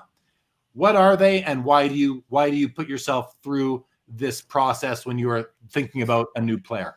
So in this video, I talk about the 4 criteria. I look at history, honestly. I look at the cards from many years ago that are still valuable today and say, well, what meets those criteria, right? And these 4 criteria match up quite well. The first one is, are you a generational GOAT, or what are the chances or probability that you become a generational GOAT? And that can be like a Mahomes, a Tom Brady, a LeBron, a MJ, Steph Curry, like Lemieux, Gretzky, all those type of players, right? Because if you're not a generational GOAT, you don't have long-term sustainable value. There are a lot of 2-time All-Stars who never made an MVP ballot, whose cards are in, like, they're worth nothing, right? Even their rookie cards are worth very little, unless it's like closer to vintage, and that's a whole other thing. But all of the cards that have value over time, they are all generational GOATs. They're always, like, at some point in their sport, they've been either like one of the top players of that era. So that's the first one, generational GOAT. The second one is individual achievement. So it's, did they win an MVP? Are they on, for basketball, are they on an all NBA team? And it can't just be this guy made an all-star team. Because in hockey, there's 20 all-stars every year. In basketball, there's 12. There's a lot of 1- and 2-time all-stars that have no long-term hobby relevance. So it's more about those higher levels of MVPs and all NBAs or all pro and NFL and those type of things, right? It's becoming that top tier, that 0.1% that have long-term value. And that's what history has shown us, right? And then the third one is the number of titles, the number of championships. That speaks for itself. I don't need to explain that. But for all 3 of these things, if we're talking about current players, and a lot of current players, people buy cards when they're in their 2nd, 3rd year, it's unlikely that they'll have any of these things. So for me, it's the probability that they become a generational GOAT, the probability that they'll become an MVP, the probability that they'll win a title. And so a lot of these things are tied to your ability to look at the bigger picture and say, oh, this guy, he has elite level talent, but his basketball IQ is horrible, and he will never be able to make that extra leap to be whatever. Or when you think about titles and championships, you have to look at ownership and management. The player can be great, but if he's surrounded by incompetence and he's just stuck on this team for 5, 6, 7 years until he asks for a trade, it's a problem. And so when I think about titles and the probability of titles, I think about a player who everybody loves and who everybody agrees is a great player, but it's Luka Doncic. The management there has not been good. The ownership there just turned over. It's those type of things that people need to think about in terms of bigger picture. And then the 4th criteria is, does this player, or does his personality, his play, does it inspire emotion? Is it inspirational? Does it make you feel a certain type of way? When you think about Tom Brady, when you think about Michael Jordan, when you think about Kobe Bryant, when you think about LeBron James, like, there's either the fire, the way they played, all this kind of stuff, right? And so if you're more of a shy personality or you just kind of play in a somewhat boring way, you're less likely to build up that fan base, right? And so those are my 4 criteria. And for players in the current that are currently playing, it's like the probability of hitting those 4 criteria. And so right away, there's a bunch of players where it's like, you'll never be an MVP, so like, don't even bother investing. If you want to buy the card because you like the player, like, go ahead, knock yourself out. But for investment purposes, those are the 4 that I look at. Right. So, okay, that's a great way to say it. You are talking about investing in this case, because any player is worthy of collecting by, at worst, their mother. You know what I mean? Their friends. So collect what you like, collect who you like. It doesn't need to be investable if you are simply collecting for the enjoyment of building a collection on somebody that you admire, or you had a personal connection with, or whatever it is, nostalgic reasons. It doesn't matter. You like the cards, collect them. We are talking about investing in this case. I think those are 4 really good criteria. I have a couple follow-up questions and comments. The first one is, when you talk about titles and you say you think, what is the probability? Well, the problem with that for you, I'm sure you've experienced this, Simon, is that in the case of Luka, those titles already baked into the prices. Look at Mahomes selling a NFL Shield a couple years ago, 3 years ago for $4.3 million. That Shield had rings built in. Now he's got the rings. Card's probably not worth that much anymore. So you have to be timing is so important as well. And maybe timing isn't a criteria. Almost you take it for granted as far as your 4 criteria framework goes, but timing is so important. And I do think your discussion about titles is, well, in hindsight, okay, Michael Jordan, titles, LeBron James, titles, right? Steve Yzerman, titles. I'm trying to think of someone more. Sidney Crosby, titles. Connor McDavid, no titles. Probability he'll ever have one, I'm at like 50-50 right now, like at best, right? So tough to say. So that was my first comment, was the baked in nature of titles and superstardom on athletes in their early years of the hobby. The second comment I have, and I don't think, maybe you can include your 4th criteria of inspires emotion. So the 4 criteria are generational GOAT, individual achievements, titles, and inspires emotion. Do you have a weighting system for these 4? Where do you weight, like how heavily weighted is titles compared to generational GOAT or individual achievements? I don't have weights. It's more like, can you check all 4 of those boxes? And that already narrows it down to such a small number that it's sufficient. It's just, yeah, I would say there's no weighting. It's just, do I think you even have a chance at these? Because that cuts out, I'd say 95% of players in the sport. Yeah. And unfortunately, a lot of players that I cut out are players that people have invested a fair amount of money in, even though prices have come down. I think for a lot of these players, especially these second tier non-MVP players, I think there's some more room to fall for some of those players. And and I think you also have to look at these players who maybe aren't generational GOATs, like that next tier, but they have this wide base of loyal collectors of them. And that's what an investor needs. At the end of the day, you need more collectors. You don't need investors. Well, some help, but they don't. But at the end, if everyone decides to divest themselves of everything at once, you need collectors to take these things at the end, because that's what is driving these values for investing. So with that said, I want to ask you what you think of MJ Collector's comment here. He says, I disagree, because so many players check off all these boxes, yet only LeBron, Michael Jordan, Brady, and Gretzky are the ones that stand the test of time. So, I mean, I don't necessarily agree that those are the only 4 that stand the test of time, because there are other players that have, a loyal collector base, not on the level of those guys maybe, and I don't even know if LeBron makes that list. What MJ Collector has done is given us the pinnacle. The only people he's missing are Mickey Mantle, Muhammad Ali, and pick a soccer player, whoever, whether it's like a Ronaldo or a Pele or whoever, yeah. Right? Yeah. So Messi, one of those guys. But how do you respond to that comment, Simon? So I can only really speak to basketball, if we're going to be totally honest. And Steph Curry meets the criteria, and he's definitely on that list. And he's definitely hobby value. He's like redefined the sport, right?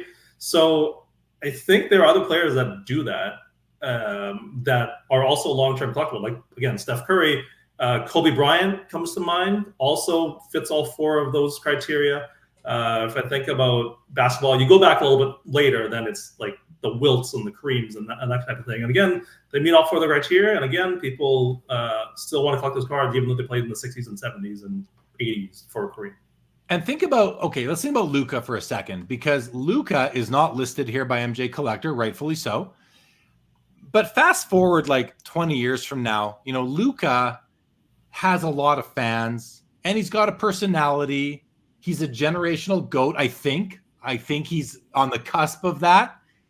Individual achievements, maybe, Jokic is in his way, but maybe he's going to have more and more as the years go by. Titles, yet to be seen. Does he inspire emotion? I think he certainly does. That might be the most important of all, is inspiring emotion. It really might be, because emotion is what nostalgia is all about. We talk about nostalgic value, emotional value. If you inspire emotion, that might be better than the rest of them. I don't know. I'm thinking out loud here. I'm not, I'm just kind of processing it. But 20 years from now, there's going to be a lot of people who are, from 10 to 25 years old right now, who Luka is their favorite player. 20 years from now, are they going to want to relive their youth from the 2020s and buy Luka cards? I mean, I want to buy cards of players I watched in the 80s and 90s. Now that's what I'm buying the most of. What are your thoughts?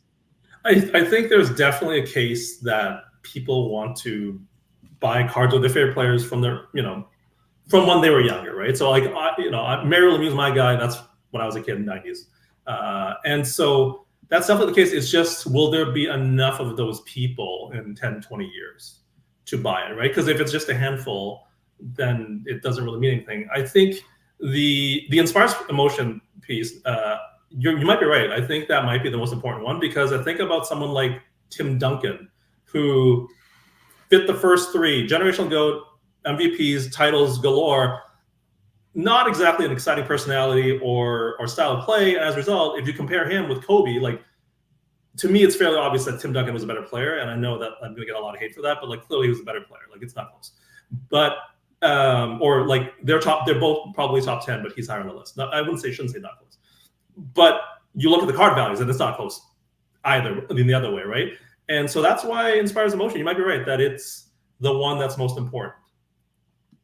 Yeah, I think that makes a lot of sense. I feel like I'm learning something here tonight as we think through these things.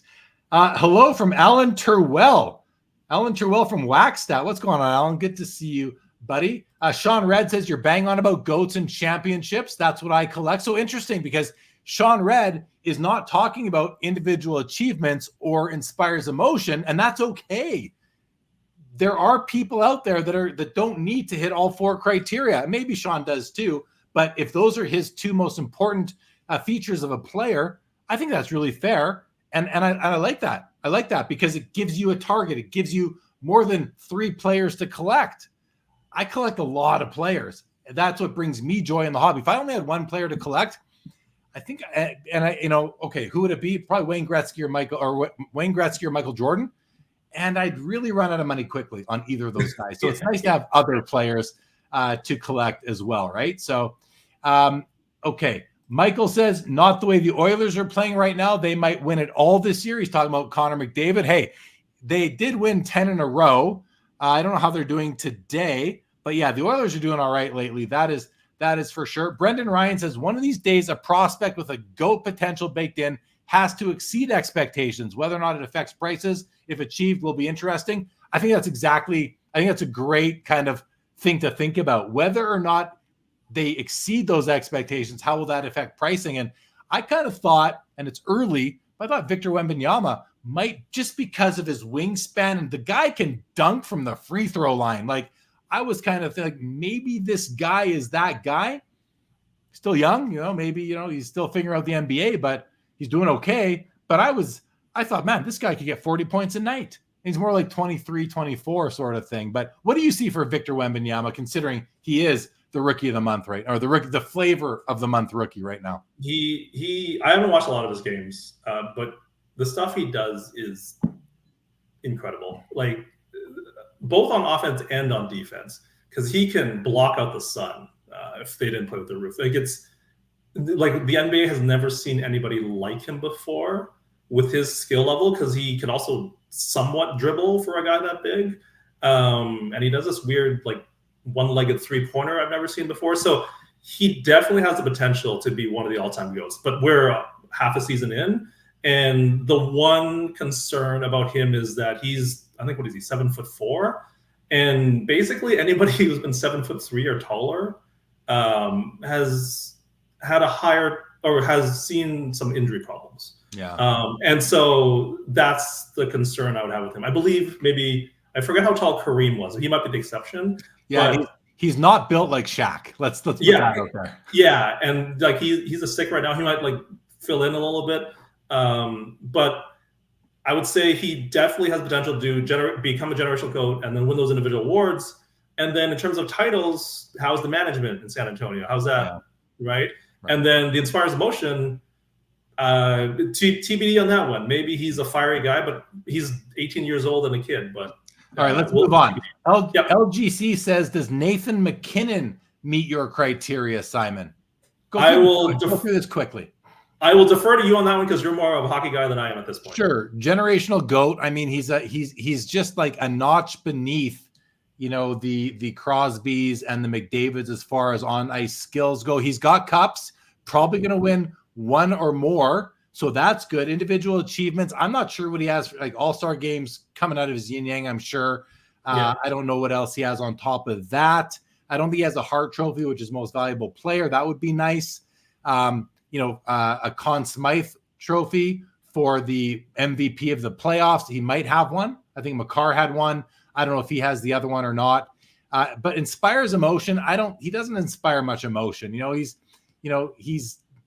which is funny because neither does Sidney Crosby from a personality perspective, but he's transcended it to the point where he inspired emotion when he scored the golden goal in 2011. So he does inspire emotion, but he like walks the walk. He doesn't need to inspire emotion when he's being interviewed, although he is a good interview. He's a professional. He's a real, and I was thinking about that when you're talking about Tim Duncan too. Some of these guys take their craft so seriously that they are just all business all the time. And I don't know Tim Duncan, but maybe that was the case with him. Certainly, I believe to be the case with Sidney Crosby. When you see Sidney Crosby snicker or laugh or make a funny or sarcastic comment, it's kind of like a special moment.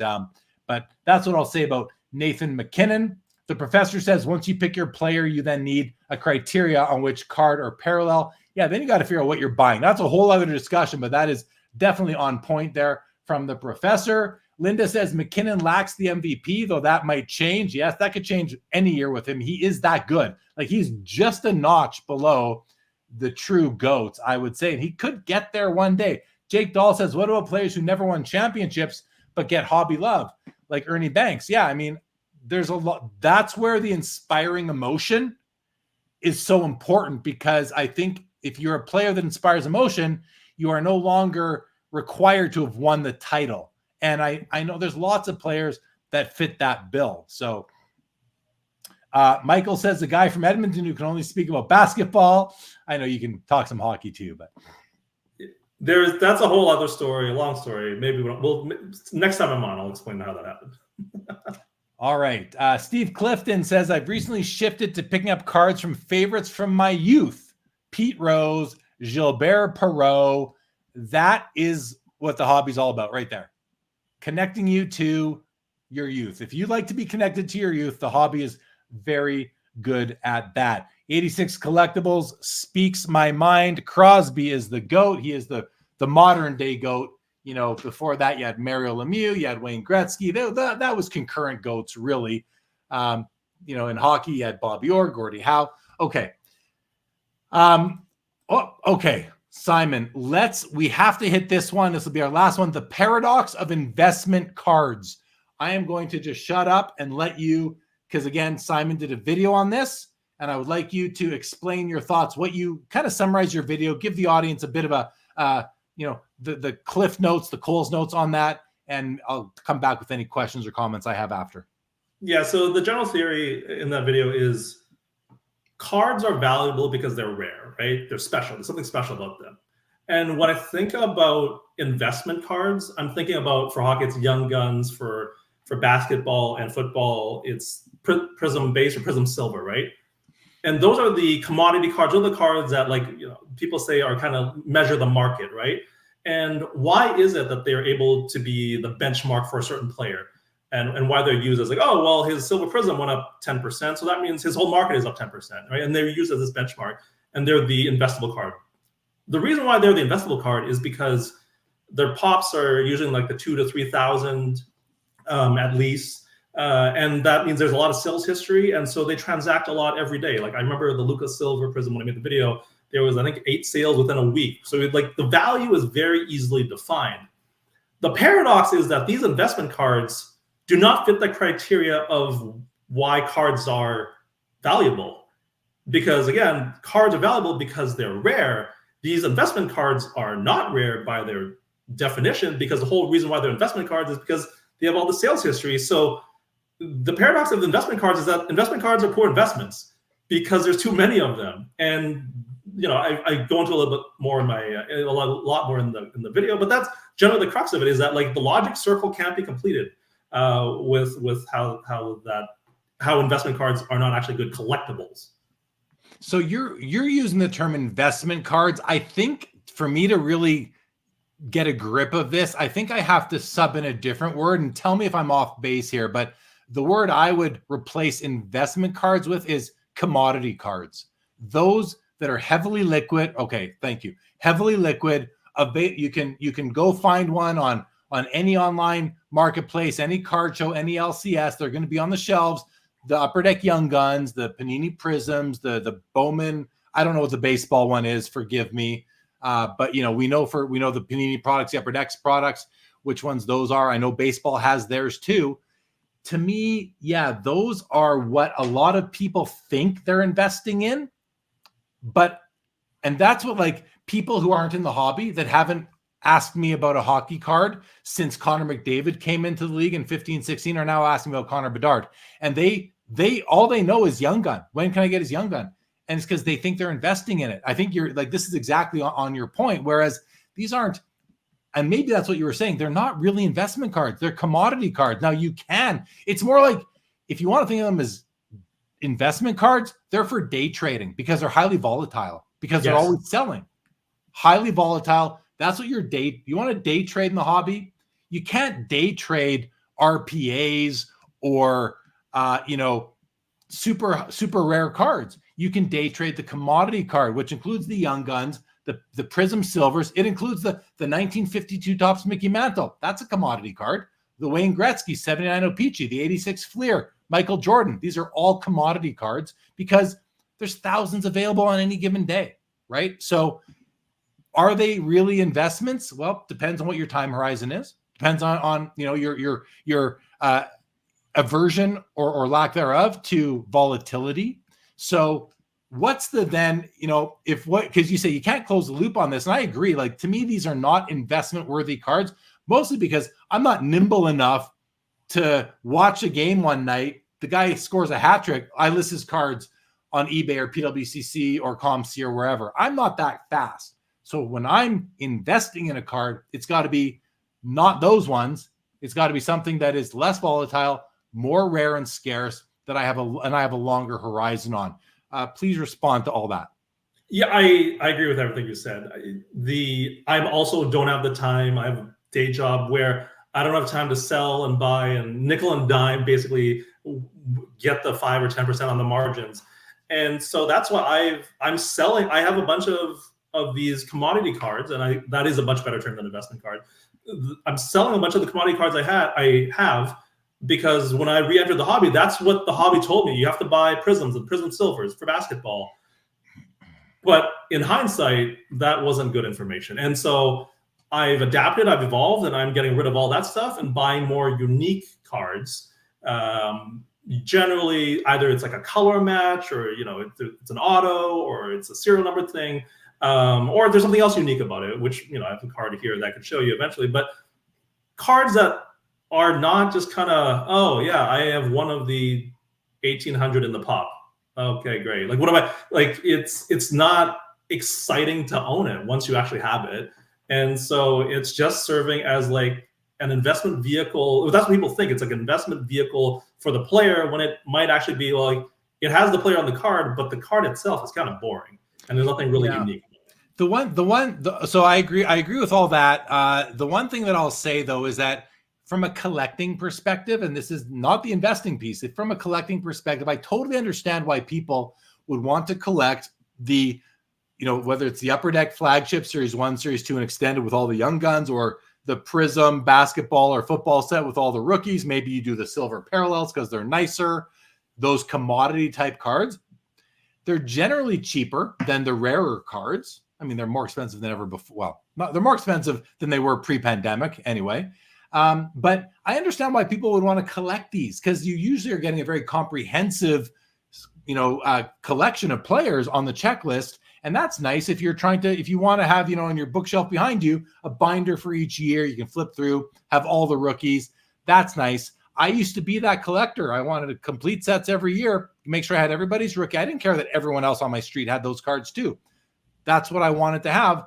Now it's, I've evolved from there. Whether I've evolved for the better or worse, I don't know. To me, I think the better, and it's not at all how I collect. I do not want to be prisoner to any checklist. I'm not a prisoner. There are a couple of exceptions where I am prisoners to checklists, but for the most part, I'm not a prisoner to a checklist. And it's really helped me grow as a collector and a hobbyist. So the one thing I'll say though is that you're using the word collecting there. You're not investing. Yeah, I did use the word collect there. I did. So that's different, right? That's different. And what I was trying to do there really was just give, if anyone listening or watching right now collects Young Guns every year, silver-based prisms, I don't want them to feel like we're saying don't do that, or you're approaching the hobby in the wrong way. No, that's not what I'm saying at all. So that's why I wanted to get that out, is say, no, If you're collecting, collect Young Guns. They make for a great collection. Don't expect to get rich off them, because there's tens of thousands of each one produced. Simple as that. And so go ahead. So the one thing I will say though is I'm selling off. I have, again, Joel Embiid's my guy, and as I've kind of evolved my thinking, I'm selling off all the prism-based PSA 10s that I bought. The one that I will be keeping though is the BGS 10, and because that is a nicer grade, a higher grade, and that's actually somewhat unique. It does not have a pop count in the 1600s or whatever it is, right? So you can still get those cards, but if there's still something unique about them, like a BGS 10 as opposed to PSA 10, that makes it slightly different and slightly more interesting to me, anyways, both as an investment, but also as a collector. And you're not alone. To a lot of people in the hobby who are, I put a story on my Instagram today that said something like, maybe we should rename it from the hobby to the pasture, because there's so many, all the sheep and goats. And goats, we know what goats are. My reference to sheep was just, collecting what everyone else is collecting what you're being told to collect, and being at the mercy of the big grading companies, and being like, well, it has to be in that, even for their pros and their cons. So when I hear you say, a BGS 10, I think to myself, it's a very expensive piece of plastic. The card inside is really not going to be much better than the nicest PSA 10 or even a strong BGS 9.5. Like it's such a fine difference there, and it is opinion. And your BGS 10 could have been a BGS 9.5 if it was at a, anyway, whole different thing there. But it's fair. But hey, the hobby in general puts a lot of value into those plastic holders, and if that's important, that's important. So I'm not gonna judge it any more than you may have sensed I was just there. All good. All right. David Kaplan says McDavid Young Guns have appreciated quite a bit. Same with Crosby Ovi. They have over time, but they went on. They had their ups and downs along the way. It was not a straight line. It was not a straight line at all.